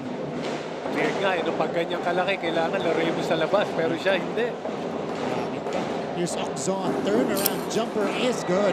So Miguel Ocson going to work to begin the third quarter. We go to CSP side. Ito nakabang sa atin. Fresh from the dugout of Benilde, nandyan si Chantal Laude. Martin and Papa Bear kanina before entering the dugout. JC Cuellar showed his vocal leadership by keeping the motivation of boys and saying, heads up boys, kaya pa natin itong ibaba, 1 possession at a time. Kaya naman during the dugout, ang main culprit daw kasi kung bakit nangyayari ito ayon kay Coach Charles, kaya kanilang bad defense. We know how great of an offensive player Will Gozon is, but for this game, ang mas inaasahan daw niya from Will Gozon is his defense by denying the ball from their opponent. Kaya naman ang last reminder ni Coach Charles sa boys, ang sabi daw nila, they want to play for the 3 guys who are not here, so play it like you mean it. Yan muna mula sa aming balik sa inyo. Chantal, thank you so much. So, Benilde today playing with a clear Y, and they need to show up here in the second half. Usually, third quarter is a Benilde quarter. Doon sila talaga nakakaalago at nakakagawa ng separation. But in this case, Perpetual, pinagpapatuloy yung kanilang magandang simula. They're up by 9 again. Laging may sagot dito sa puntos ng CSP. Laging may pamatay sunog itong Perpetual. Oo, no? Here's Cuellar. Ball movement. Corteza. Fouled. And that's going to be either on Avis or Steven Flores. We now go to the other side. Mula naman sa dugout ng Perpetual Altas. Nandito si Chloe Carillo. Gentlemen, kita nga sa dugout ng Altas na wala pang satisfied na player hanggang wala pang final buzzer. Coach Mike pointed out fixes on offense and defense. On defense, he wants his team to not be afraid to collapse and regroup when the situation needs it. At sinasabihan niya ang kanyang mga big men na gusto niyang makita na i-push nila ang CSP big men to their weaker side on offense. Bilisan naman daw ang kilos. Yan ang gusto nilang makita. Keeping a good rhythm on both ends. Yan ang goal sa second half. Yan lang muna sa panic ng Altas. Balik muna sa inyo, gentlemen. Chloe, thank you so much. So it's the same game plan from when they started the game, Papa Bear, na laging nandoon yung help, laging masikip ang paint, pahihirapan natin ang Benilde pag nakakarating sila sa loob. Diyan sila lumamang. It works for them during the first quarter. So might as well continue it and wait for the adjustment of Benilde kung ano yung gagawin nila. Pero ito, every free throw, nagkakaroon sila ng press defense, which is very usual to all teams. Here's John Avis. Saw daylight and knocked down the triple. Wow, the Altas in a duel with Benilde, countering a basket with a basket. Marcos running into 2, and Benilde lost it. So masyadong masikip. Ito nagiging opensa nitong Benilde. Ayan, tingnan natin ulit. Hindi naka-recover si Corteza kagad.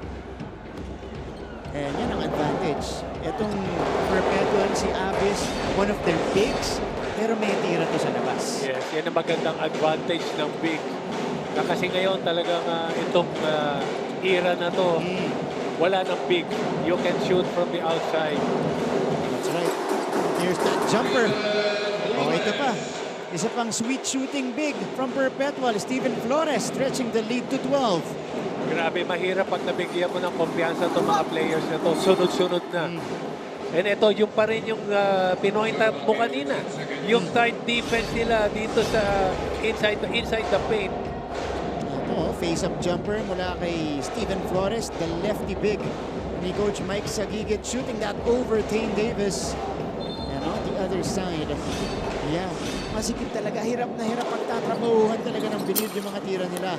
Corteza, the offensive rebound, wala pa rin. Naibaba na ng CSP to 4 points itong lamang ng Perpetual. Pero kita mo naman, tumaas na naman. Umabot na ulit ng 12 points. And Perpetual, yep, right on their character. A very good offensive rebounding team. Getting them another crack at the basket at pupunta sa linya si Steven Flores. A big confusion para dito sa CSB ang ginagawa ng Perpetual. They will keep on attacking ang defense ng Perpetual, pero there are times natitira sila sa labas. Yep. So 60-48, Steven Flores to the free throw line. Jimboy Pastoran replacing JC Cullar. And the Altas are just on a different level today. Naka-adjust itong CSB sa kanilang offense. Kaya lang ang problema, ito pa rin defense na ina-apply ng CSB against Perpetual. Somehow, it's not working. Haluan mo na rin. May konting physicality din, syempre. Yes, yung physicality, pinapoint out din ni Coach Charles Chu na medyo kulang, malambot yung kanilang defense. Na sinasabi nga niya talaga, this is a physical game, nasa NCAA tayo, hindi pwede yung ganyan. That's right. 14 na. Ulit ang abante dito ng Altas. Miguel Zone. Layup will not go. Rebound by John Abyss. And here's Abyss on the move. Abyss nabitawan. Inilabas kay Egan. They don't need to hurry. Time on their side. A lot of clock to work with. Cuevas.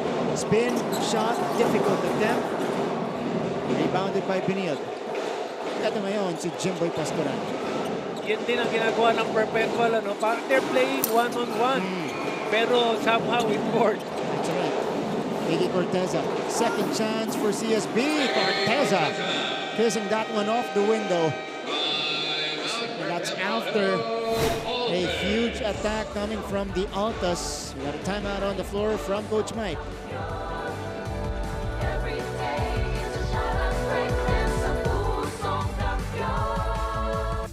Looking for news and latest information? Yung pala almost more than a minute na pala ako hindi humihinga.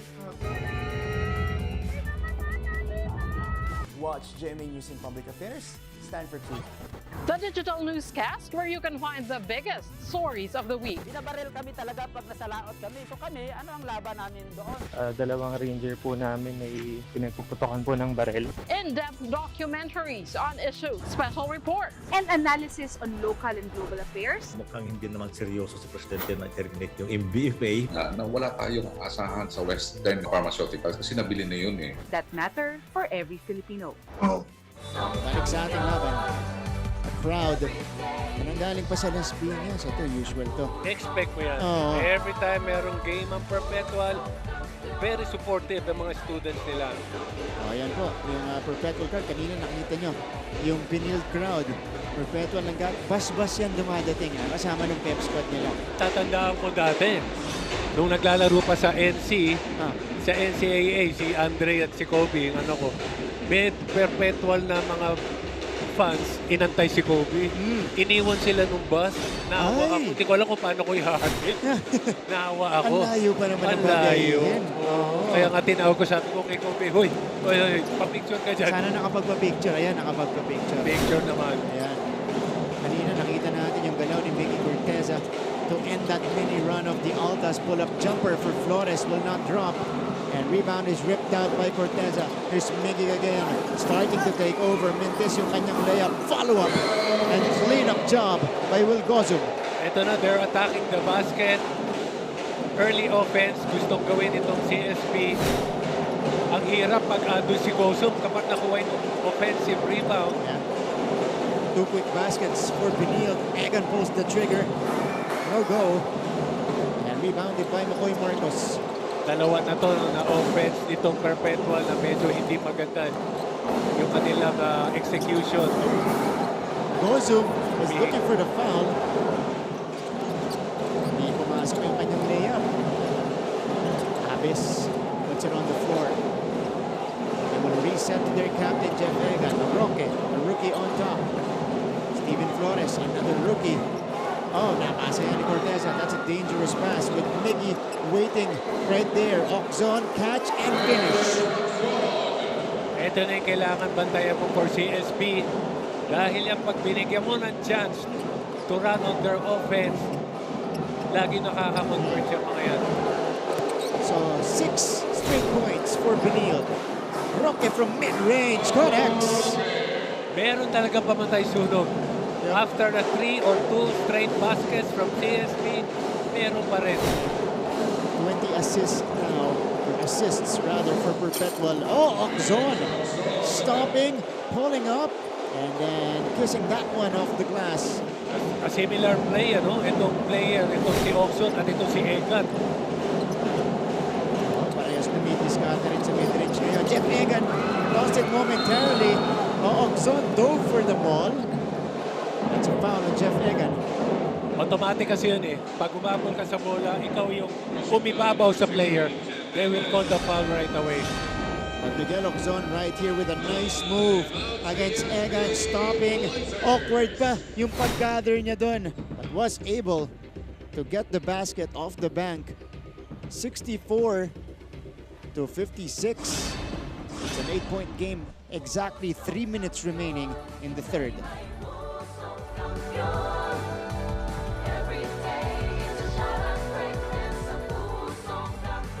Daw po niyang umuwi na doon na lang daw po siya mamatay sa Pilipinas. Empowered by young producers and innovative mobile journalists. Catch us at GMA News and Public Affairs TikTok, Facebook, and YouTube channels.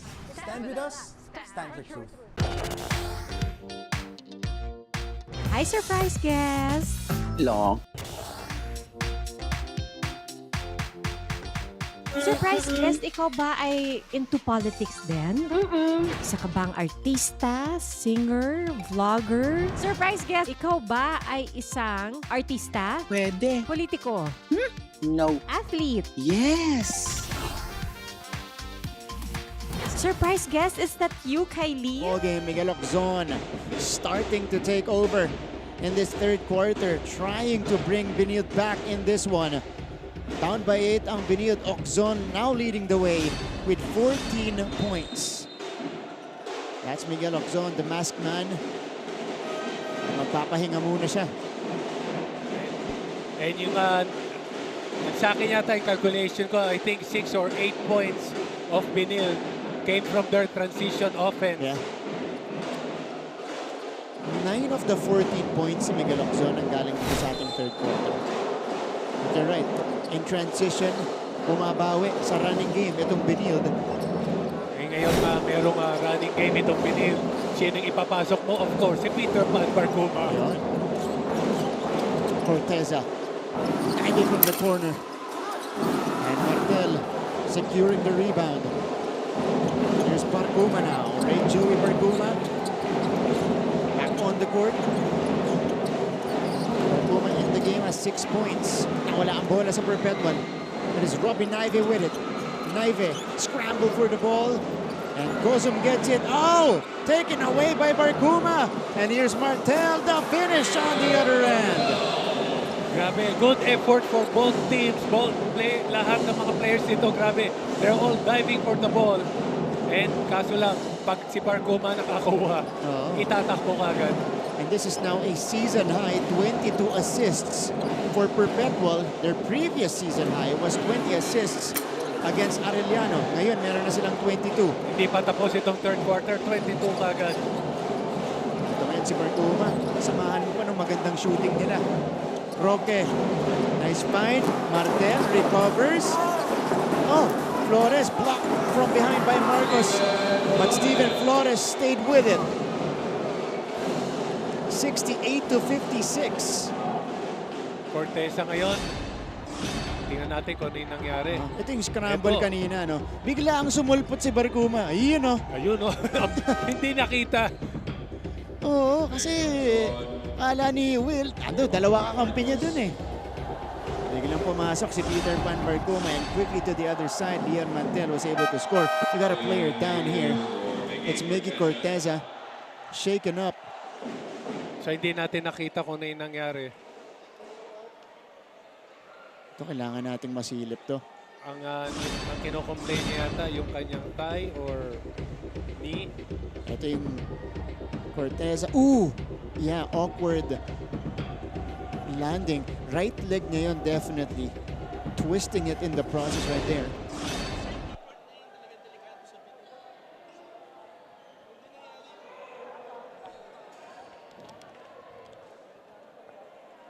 So Miggy Corteza will be helped up. Pag nakalakad siya, tingnan natin. Oh, inaakay siya, Papa Bear eh.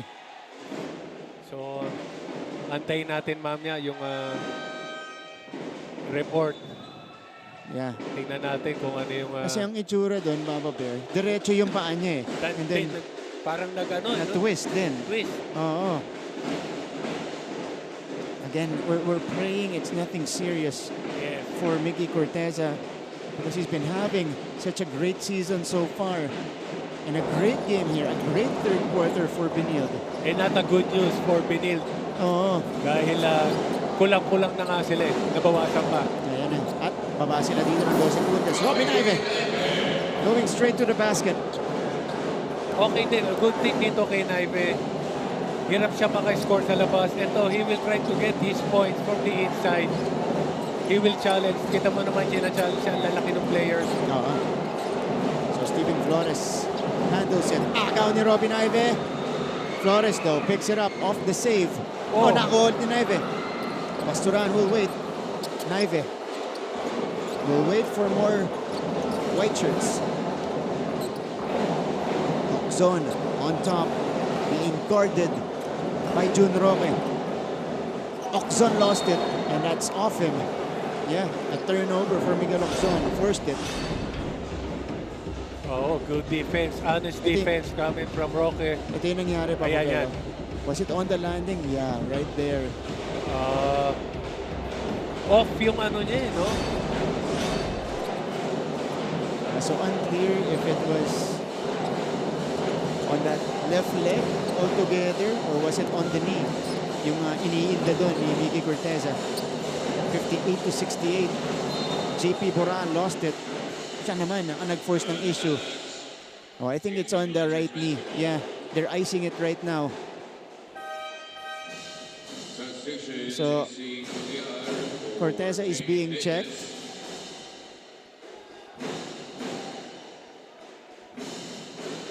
And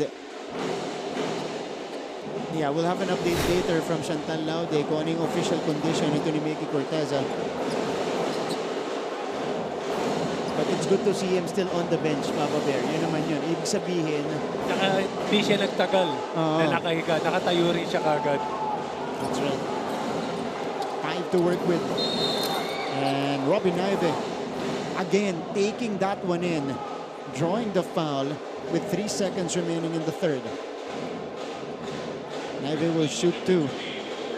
Robin Ive today hasn't been effective from the outside. So, nilalapit niya yung mga tira niya. Meron siyang kinocomplain sa referee. Let's see. Oh, Martel was the one who interfered with the shot. Oh, okay. So felt like he probably felt like he got hacked right there. Got whacked by Leon Martel. Pero hindi, regular foul lang ang tinawag. I was hoping for it to be upgraded. Yeah. Pero kita naman natin na he's aiming for the ball. Yeah. So, Naive connecting on the first. Tatlong segundo na lalabis sa ating third quarter. 8 puntos na para kay Robbie Naive. Naive 1 out of 2. Walang kumuha ng bola. Naive got it back. Naive the 3. Too strong. McCoy. Not enough time. Grabe. Shot up. Naibaba na nila, no? Yeah. Pero sayang, hindi na-convert ni Naive yung kanyang free throw. And at the end of the third quarter, it's still a 9-point game care of the Altas. Both teams scored 19 points in that third quarter. Kaya tabla pa, hindi pala tabla. 9-point game pa rin tayo dito. 9-point game since first, second, and then third. And third quarter. That's right. Magbabalik po. NCAA Season 98 for the fourth quarter of this game. Susulan ng bilis at tugatog ng husay pang ipagdiwang ang kadakilaan. Kadakilaang nakuluklok sa bawat isa sa atin. Maniwala sa sarili sa harap ng pagdududa. Maghangad ng ikabubuti ng nakakarami. Kumilos ng tapat. Kumilos ng may layunin. Kumilos para maging pinakamahusay na bersyon ng iyong sarili.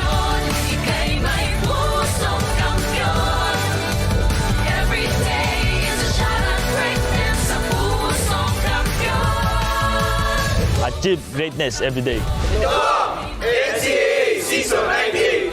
Catch all the action live Tuesdays, Wednesdays, Fridays through Sundays, 12 noon on GTV.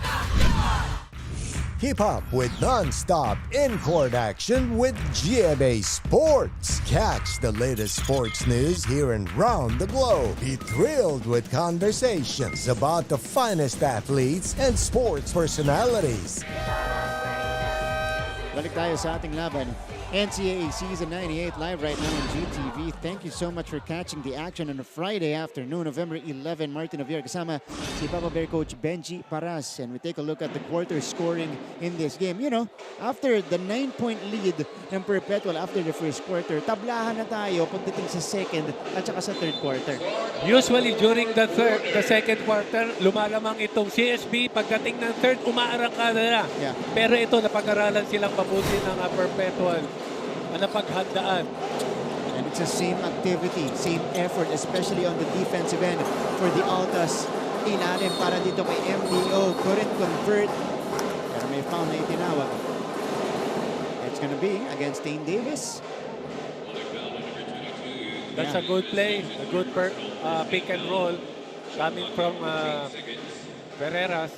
So, Papa Bear, if you're Benilde, what do you need to do here? Kasi syempre, nag-game planan ka eh. Kahit anong bato mo, may pambawi talaga Perpetual.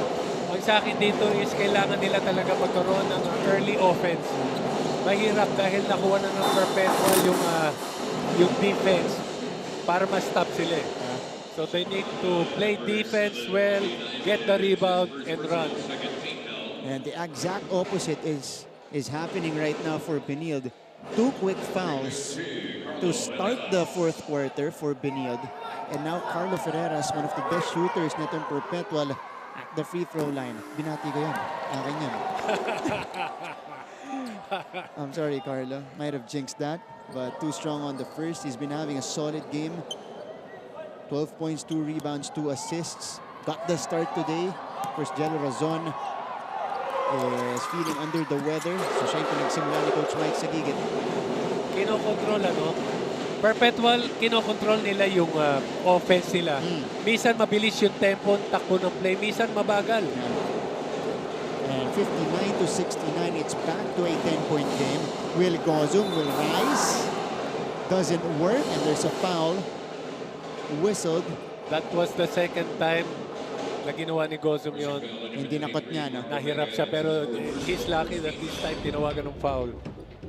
Kanina, earlier play, naghahanap na siya ng foul. Ito, tinawag na. Contact mula sa ilalim, galing dito kay Mark Denver Omega. Ang hirap, with his height, Drumay, nasa taas yung bola. Oo. Diba? Parang ang hirap sabayan. Talagang foul ka talaga. High-leaper din kasi itong si Will Gozum. And Gozum connecting on the first free throw. Gozum now with 11 points alongside 5 rebounds and 2 assists rather. MDO going back to the bench. Hasn't been the best game for Mark Omega today. Only 15 minutes. Plagued with foul trouble all throughout. Magmula pa ng first quarter natin. Pero maganda naman yung pinapakita. Yung kanyang palitan na si Steven Flores. Steven Flores kanina, kita natin, humihingi ng isolation. Oh, Abis. Oh, got it to Flores somehow! And puts it up and in. Grabe, nagigil siya. Ang katapat niya ron, si Davis. Kane for 3. No good. And Ferreras with a rebound. Ferreras stops, bumps. Couldn't connect on the 3, but ball will stay on the side of the Altas. Ito, Abis, natapik na, wala na. Pero nasa lupa ni Steven Flores at naka-score pa. So ito, binago ng referee yung tawag. So they need to check yata the monitor. Okay, si crew chief natin, FIBA International Referee Toti Celeste, asking the players of the Altas to go back to their bench as they review this call. Yeah, it looked like it was off Will.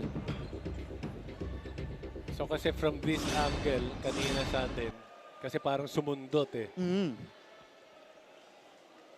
Ito si NCAA Commissioner Tonichi Pohante. Watching, working very hard.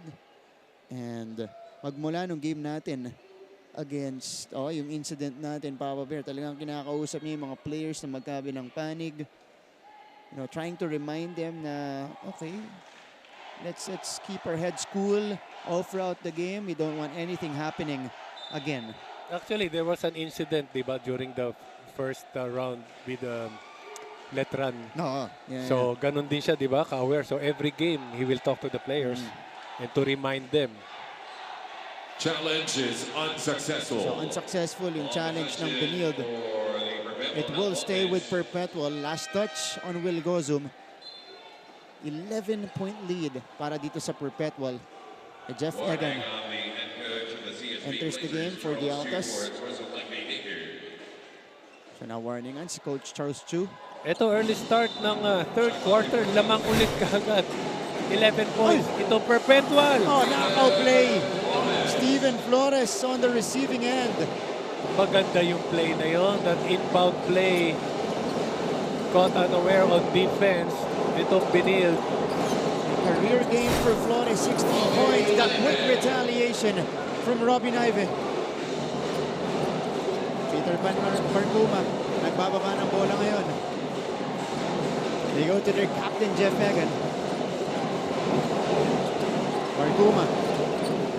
They go to Steven Flores na mainit ngayon. Traveled with it. So turnover para sa Perpetual as we go to their side. May update sa atin dito si Chloe Carillo. Chloe. Marta than Coach Benji, Coach Mike has been consistently reminding his team to never get tired on giving double effort when it comes to their defense and to continue to facilitate their system when it comes to their offense. Gentlemen, napag-usapan nyo nga ang ganadong paglalaro ni team captain Jeff Egan at bilang leader na ng kanyang koponan, pinaalalahanan niya na hindi dapat sinasayang ang kanilang opportunity sa loob ng court. Ika nga ni Jeff, mahalin na nila kung anong meron sila ngayon at mag-move forward sa paraan ng paglalaro ng all-out. Tingnan natin kung ang ganitong leadership at maturity ang tutulong sa pagbawi ng Altas at pagdala ng panalo na kinakailangan nila. Balik muna sa inyo. Mukhang yun yung kailangan nila dito. Chloe, thank you so much. They don't want to go out of their game plan. They want to stick to it until the end. And Jeff Egan will provide the stability. And good news for CSB. Corteza is back in the game. Masok na ulit. So, yeah, we're very happy that he's back on the court. By the way, John Avis, as Barcuma was called for the travel, John Avis is 1 assist away from a triple-double. Ito muna yung knockout play kanina. Steven Flores waiting underneath. That's a beautiful execution from the Altas. Avis has 11 points, 10 rebounds, and 9 assists. Grabe yung performance na yan. Pulgar. If ever, that's going to be the first triple-double this season. Oxon rips it away, a foul. When he went down, that's going to be against Jeff Egan. So yun talaga kailangan mo. Every time Gosong receives the ball from the inside, you need to double team. So 25 assists today for the Altas. in the season. Minimension natin kanina pa, they only average 14.3, and this 25 assists is most recorded by any team so far in season 98. And we still have 7 minutes to go. So it's not Benilde who is the #1 team in terms of assists. Now Perpetual. Hawak na ng Perpetual. 25 assists today on 30 field goals made. So 5 lang ang unassisted. Miguel Oxondo taking care of business at the free throw line. And Benilde, 1 out of 2 there. And the Blazers still within striking distance. So Martel will replace Flores. And the Altas will try to break this press. It is with Avis, with Lito Ferreras, and now they go downhill. Ferreras to the corner. Martel back to Tegan. Avis now surveys. He will attack. Marcuma, 1 dribble in, 2 dribbles in, back to Avis. The short stab is good for John Avis. John Avis now with 13 points in the game. We'll go to a quick break.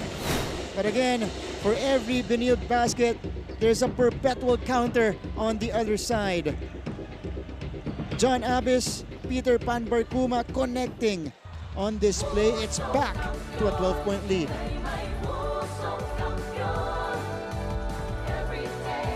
Pusong kampiyon. Tayo'y may pusong kampiyon. There's no stopping us from getting the latest news and catching every nerve-wracking moment of the NCAA games. Pumunta na sa official NCAA website, gmanetwork.com/NCAA at i-download ang official NCAA app para sa latest updates, full game videos at team rosters and box scores. Walang iwanan online sa Season 98 ng NCAA. Achieve greatness every day.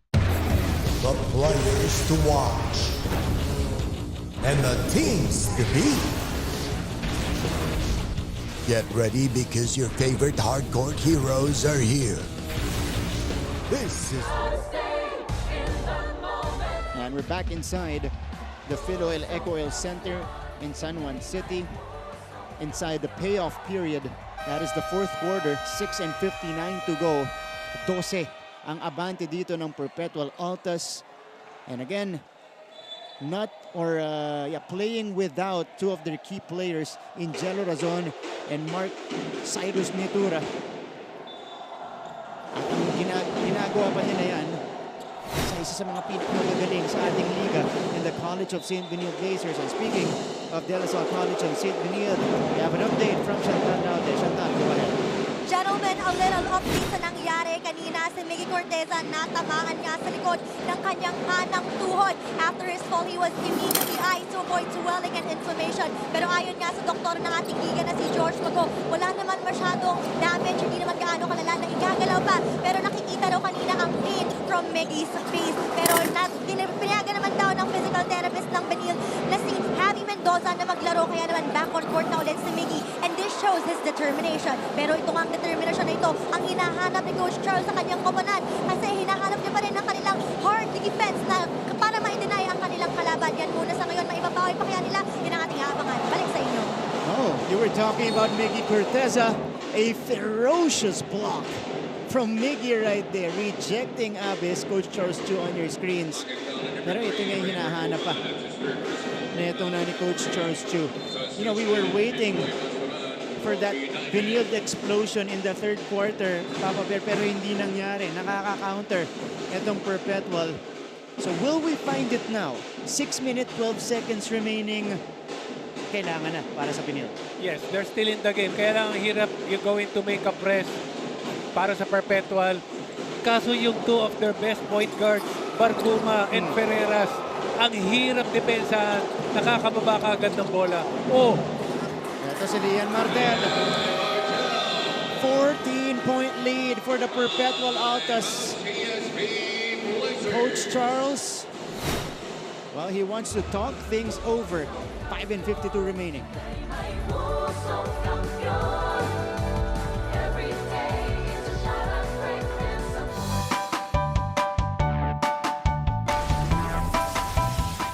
How's the first day back for everybody? It was great to see everyone. I think we were all happy to be back together.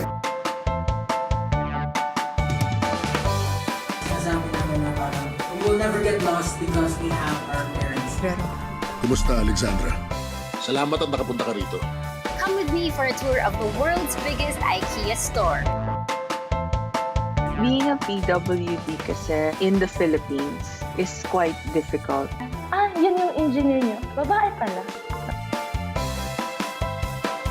Bakit nga ba tila nabura sa kasaysayan ang sistema ng pagsusulat na ito? 77-63.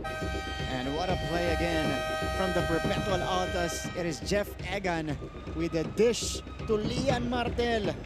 Good recognition kasi mas maliit ang bantay ni Martel doon. So nagkaganda yung assist nila ulit. Oo.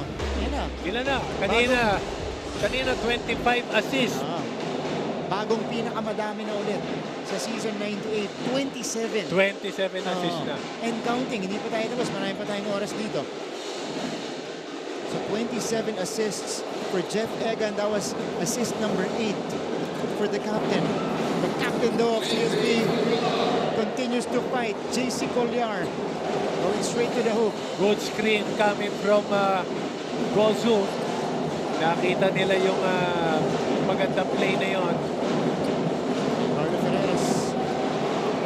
Lost it. JC Colliar lost it again. Ferreras got it back. And there's Peter Pan.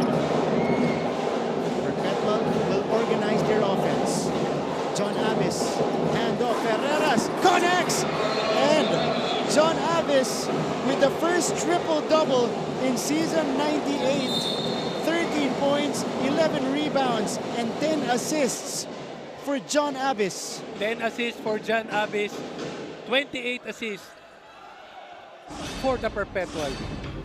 And how about this guy? Dati, isang taga-Perpetual yung usually nagti-triple-double sa NCAA in Scottie Thompson. And it's been a while na nakakita ako ng triple-double sa NC.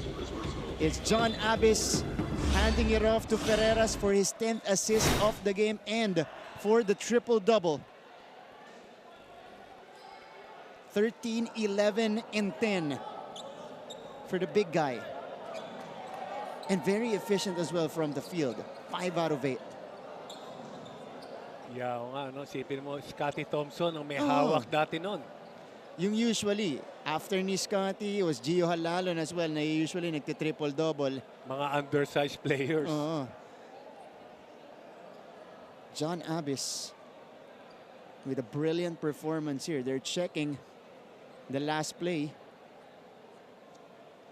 79-65. It's been... Okay, 2 shots. Upon review, it's foul number 6, Carlo Ferreras. Yeah, Ferreras is called for the foul. So, 2 shots for JC Colliar. Sarap panoorin, ano? With Ferreras and Barcuma playing for Perpetual. Grabe yung... Ang hirap. Pag na kay Barcuma yung bola, alam mong malilibre si Ferreras. So ito, Papa Bear. The last player in the NCAA to record a triple-double was Bong Quinto of the Letran Knights. 11 points, 14 rebounds, 11 assists. Letran won that game against Mapua 84-69.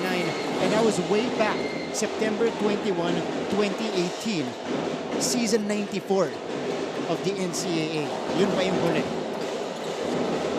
So it's been 3.5 seasons since the last triple-double. Ngayon, nakakita ulit tayo niyan. Care of John Abbas. Ito, nakikita natin yung aggressiveness ng CSB on defense. But Perpetual, and again, that's good execution for them, leading to the high percentage shot. Di lang pumasok. Here comes Benilde. Down by 12. Pastoran, step back 3. Kaboom! Jimboy Pastoran makes it a 9-point game. 79-70.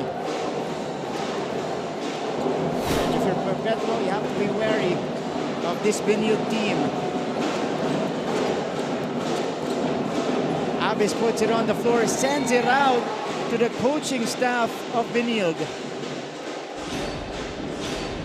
Ito, yung confidence 3-point shot ni Jimboy Pasturan. Wow, on the move, step back, connecting, and it's a 9-point game, Papa Bear. Ito, naibaba na naman. Ito na naman tayo. 9-point lead. For Perpetual, ito lang dapat maibaba ng CSB dahil we only have less than 4 minutes to go. Too strong for Miggy Corteza. Clean up for Willie Gozum. It's a 7-point game. Here's Jeff Egan. Nagmamadali. Oh! Off his foot. Off his leg. A turnover for the Altas. Kailangan ingatan ng Altas yung kanila every ball possession they have. Kasi alam natin na CSB makakabalik at makakabalik yan. So ito, they just need to relax on the offense. Ubus oras lang. And we know Benilde can score in bunches in a hurry. Pasturan too strong. Here's Pereras. Can they end this Benilde mini run? Ball in the hands of Peter Pan Barcuma. Inukulit ni Oxon. Crossover. Barcuma! No! That would have been nice. But ball staying with Perpetual.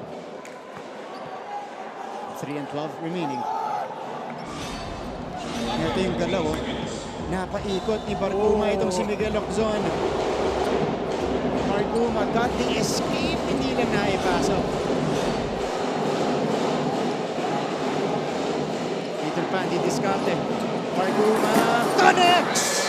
Grabe. Peter Pan Barcuma puts out the fire. 81-72. Oh! Perpetual gets it back. Ferreras has it. And here comes Peter Pan. So ito, no, hindi na nila kailangan magmadali. They just need to use the time. Barcuma na nakapuntos kanina. Oh, Omega got the step. And a foul given up by Jimboy Pasturan. Wala nang choice dun si Jimboy.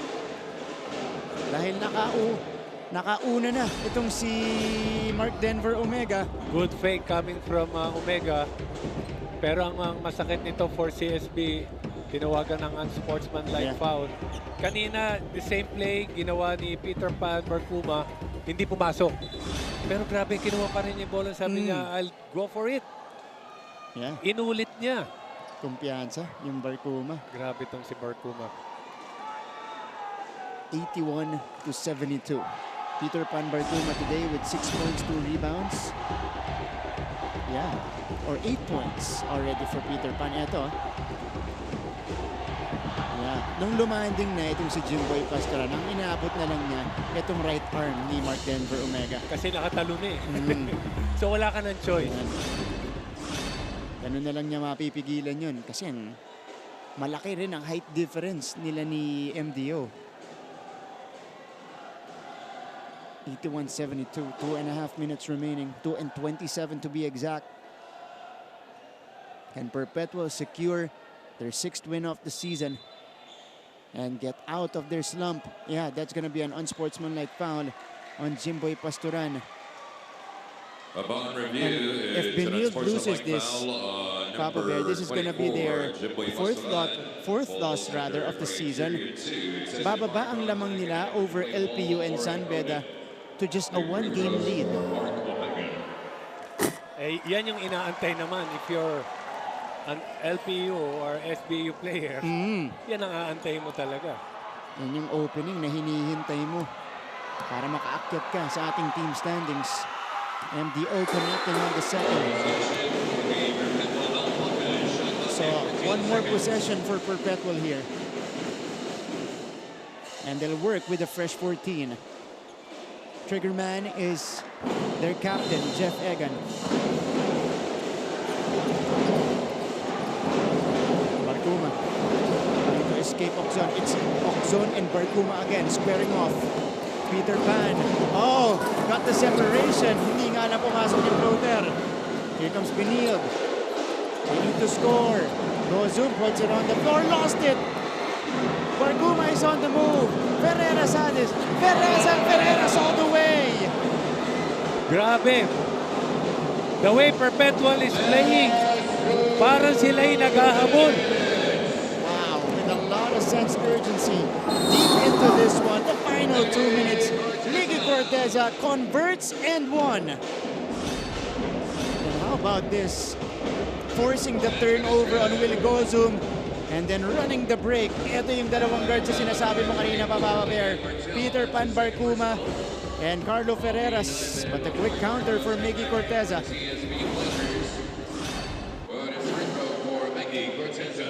One more free throw coming up for Miggy. Trying to bring it down to a single-digit lead. Kaya lang every time na ASP have the possession, kailangan they just need a quick basket. Kaya wala na nga sa kanila ang oras dito. He missed the free throw and that's a foul given up by McCoy Marcos. So, yeah, Benilde. Or check. Yeah, meron pang, yeah, yun na yung foul to give ng Benilde. Next foul would put them in the penalty. So tingnan natin kung ano magiging discarded ng Benilde if they're going to foul right away. Oo nga. Tapos antayin na lang mag-miss sa free throw. At least mahihinto yung time. Yan. Well, that would be a game plan, but they're not doing that here. Instead, they're gonna play it at the half court. I was expecting more pressure at the backcourt from Benilde. Kaya nga, di ba? Nakaka-set up dito ang Perpetual. Jeff Egan pulls the trigger. Too strong. Rebound. Ending up with Omega. Huge offensive rebound for MDO. Ferreras connects! The Altas with a 12-point lead. Carlo Ferreras with yet another big basket. He's got 19 points. Pero nagsimula yun sa offensive rebound ni Mark Denver Omega, handing it off to Ferreras, and Ferreras taking care of business. 1 minute and 21 seconds remaining in the game.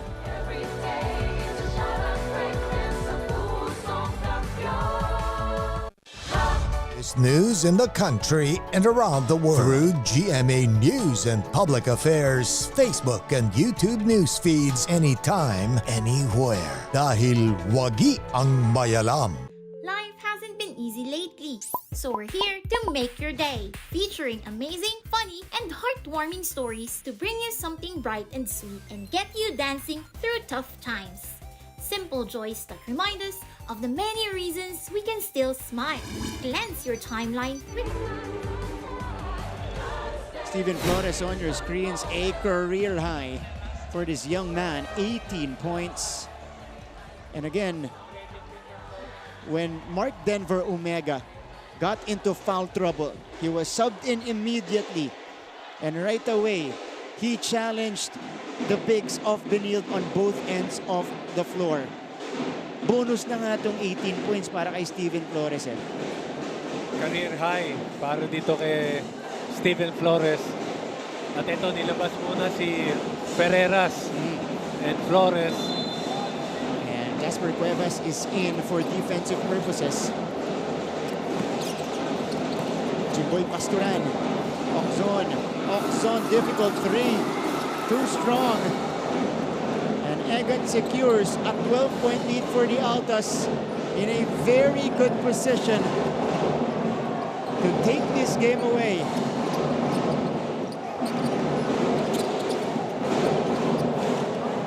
Cuevas forced it. It rattles home.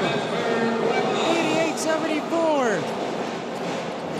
Benilde scrambling. Disoriented right now. Pasturan got hit in the face. And there was a whistle. Free throws coming up for Jimboy Pasturan. Let's see.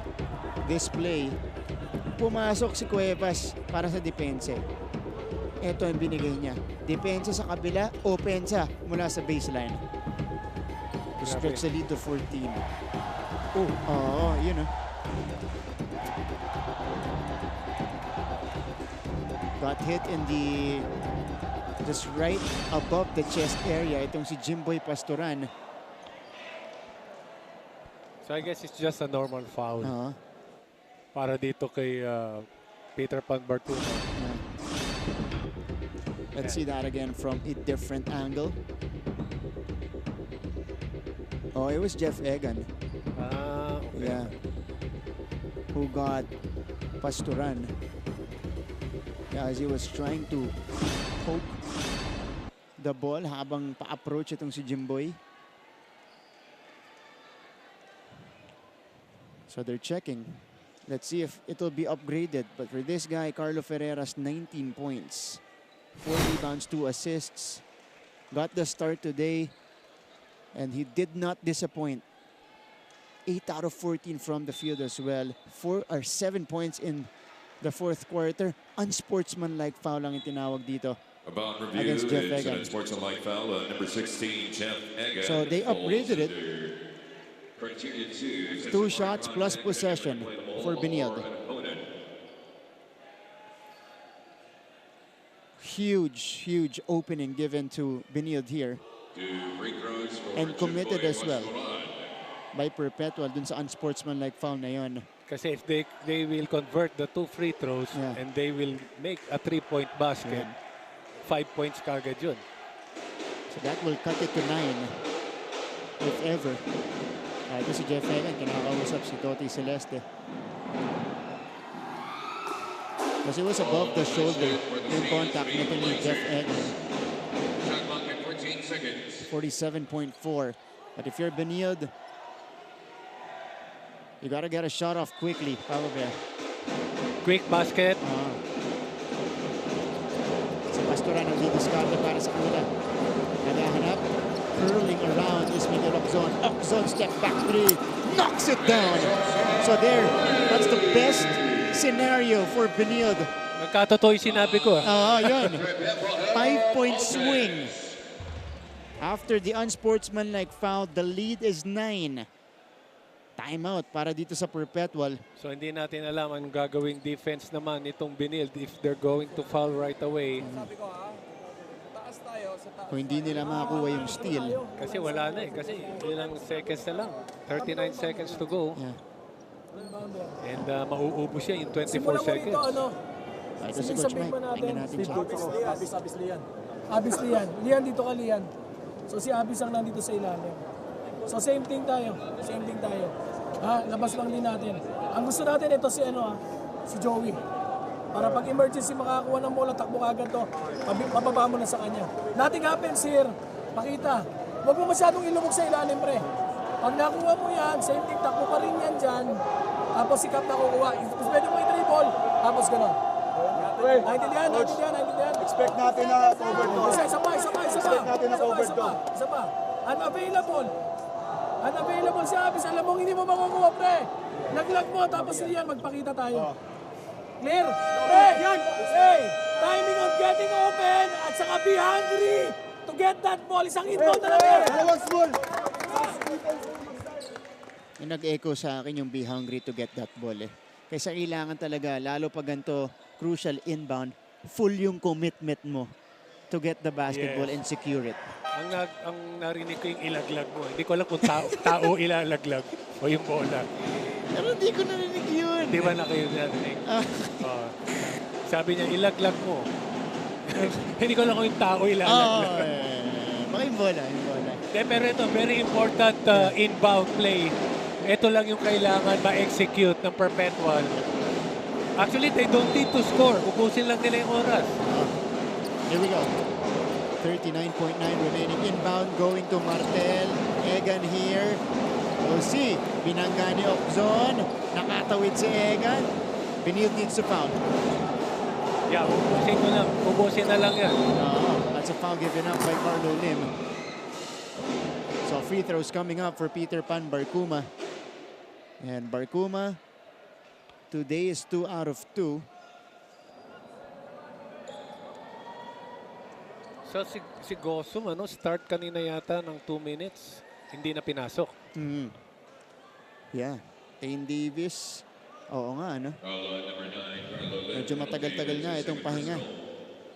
So I guess they wanted to score from the outside. Makahabol kagad. Quick basket. Coach Mike Sagigit. Oo. May reviewin dito. The Perpetual ALTAs will opt for the Coaches Challenge. So ang challenge yata rito is hinawakan. So unsportsmanlike. So probably for Benilde at least, Papa Bear, magandang si Barkuma yung final nila. Kahit 2 out of 2 siya today in the season. Tingnan natin to. Sundot, hawak sa likod. Kasi nire-reklamo ni Coach Mike Sagigit dahil automatic kasi pag inilam yung jersey. It's an automatic sportsmanlike foul. But if it's just the regular foul, 2 free throws for Peter Pan. Peter Pan in the season is almost a 55% free throw shooter. Mababa yan for a guard. He has shot 17 out of 31. Unsuccessful. So unsuccessful. It's just a regular foul.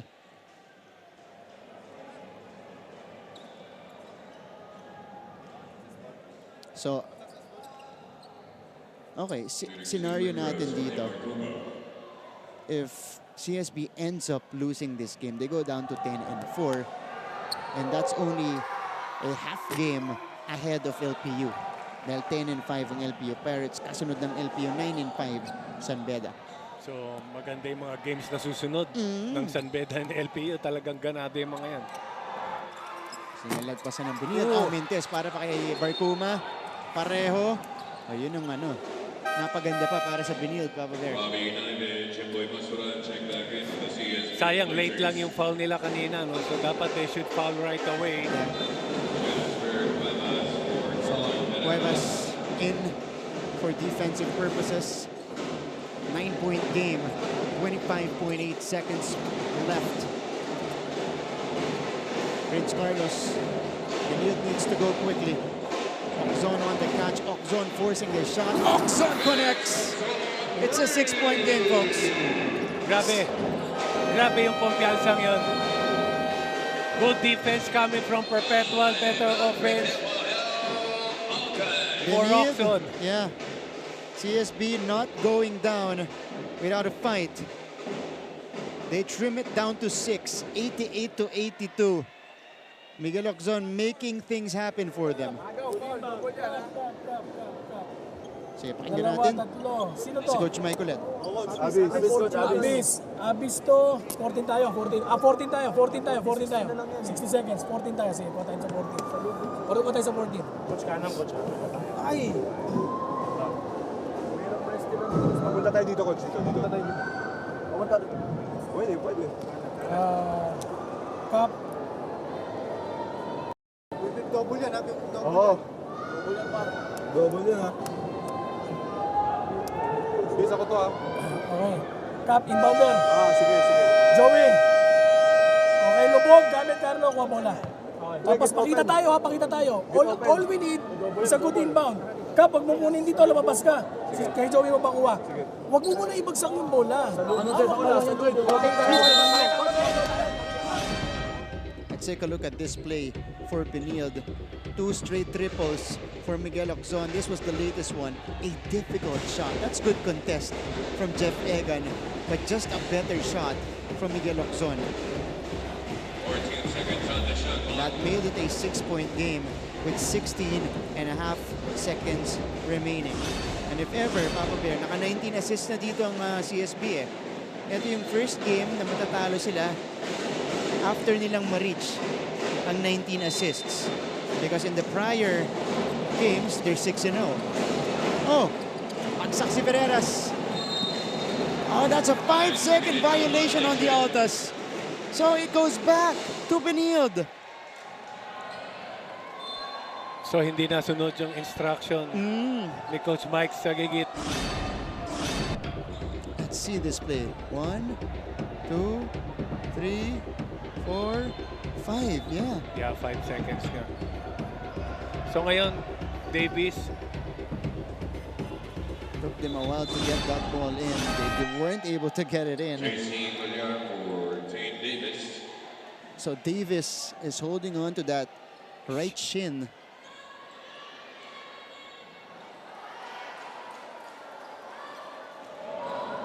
Kanino kaya bumangga itong si Davis?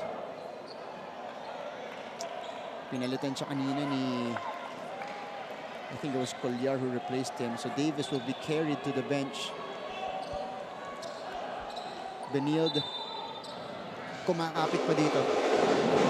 82-88. Can they pull off a miracle?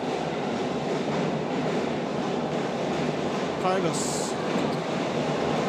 They discarded. No foul whistle. Oxon for 3. Short, but a foul on the three-point attempt. So 3 free throws coming up for Oxon. so I don't know if Mike Sagigit will challenge that. Hindi na pwede, Papa Bear, dahil nag-challenge siya kanina, unsuccessful. 5 fouls ngayon. Double whammy pa dito para sa Perpetual. Fouled out na si Jeff Egan. So if you're Benilde, are you going to make the 2 free throws? Yeah. Miss the last one? Kaso ang problema, undersize sila for the rebound. I think they need to make all 3 para maging 3-point game. After doon na sila pe-pressure. Wow. Grabe, coming from a 12-point lead. Oh, yeah. Ang bilis. Sobrang bilis sa mga pangyayari natin dito. You're right. It was 76-88. And then 2 triples by Miguel Oczon. Cut it down to 6. Now it's still Miguel Oczon going to the free throw line. How about the heart on this kid? 21 points today. At hindi pa sumusuko.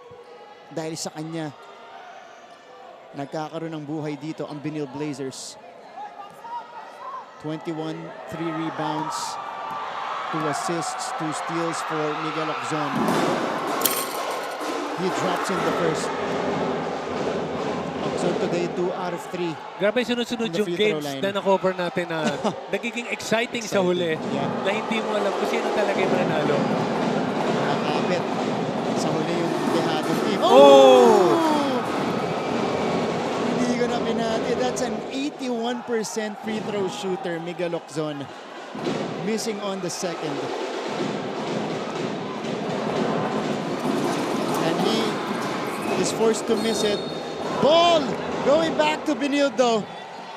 It stays rather with Benilde after the scramble. Pero they need to check.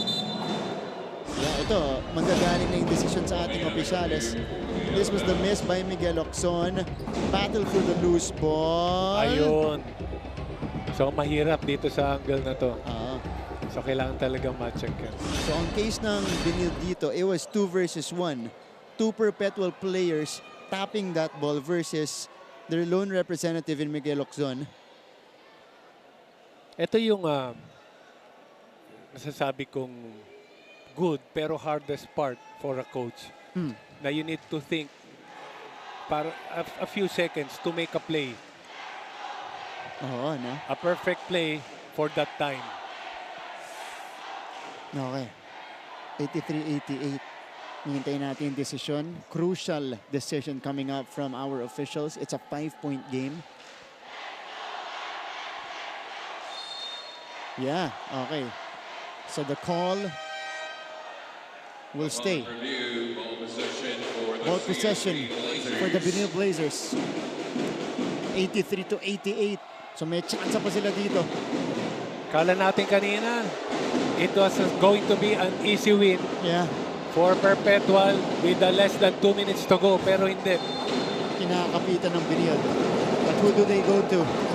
Carlos, the trigger man. Oczon for 3! Too strong! Battle for the board. MDO gets it. And that's all she wrote in this game. Mark Denver Omega with an important rebound to prevent a second chance. Miguel Loczon missing from the corner. And this was actually a decent look for Miguel Loczon. Just was a little bit too strong that time around. MDO was able to pull it down, and he connects on the first. Final nails on the coffin for the Perpetual Altas. Siguro naman safe to say na this is the game na for Perpetual. Yeah. Kumakamay na si Coach Charles eh. And MDO gets it back. And they will dribble this one away. The Altas coming out on top against one of the best teams in the league. They win this one 89-83. And the 6th victory of the Altas officially in the bag. Benilde, on the other hand, goes down to 10-4. So a tough loss to swallow for the Benilde Blazers. They tried in the end to come back, but the Altas just doing enough, creating a big enough lead to prevent that comeback from Benilde. Ngayon pumunta tayo sa school hymn ng University of Perpetual Health System Delta.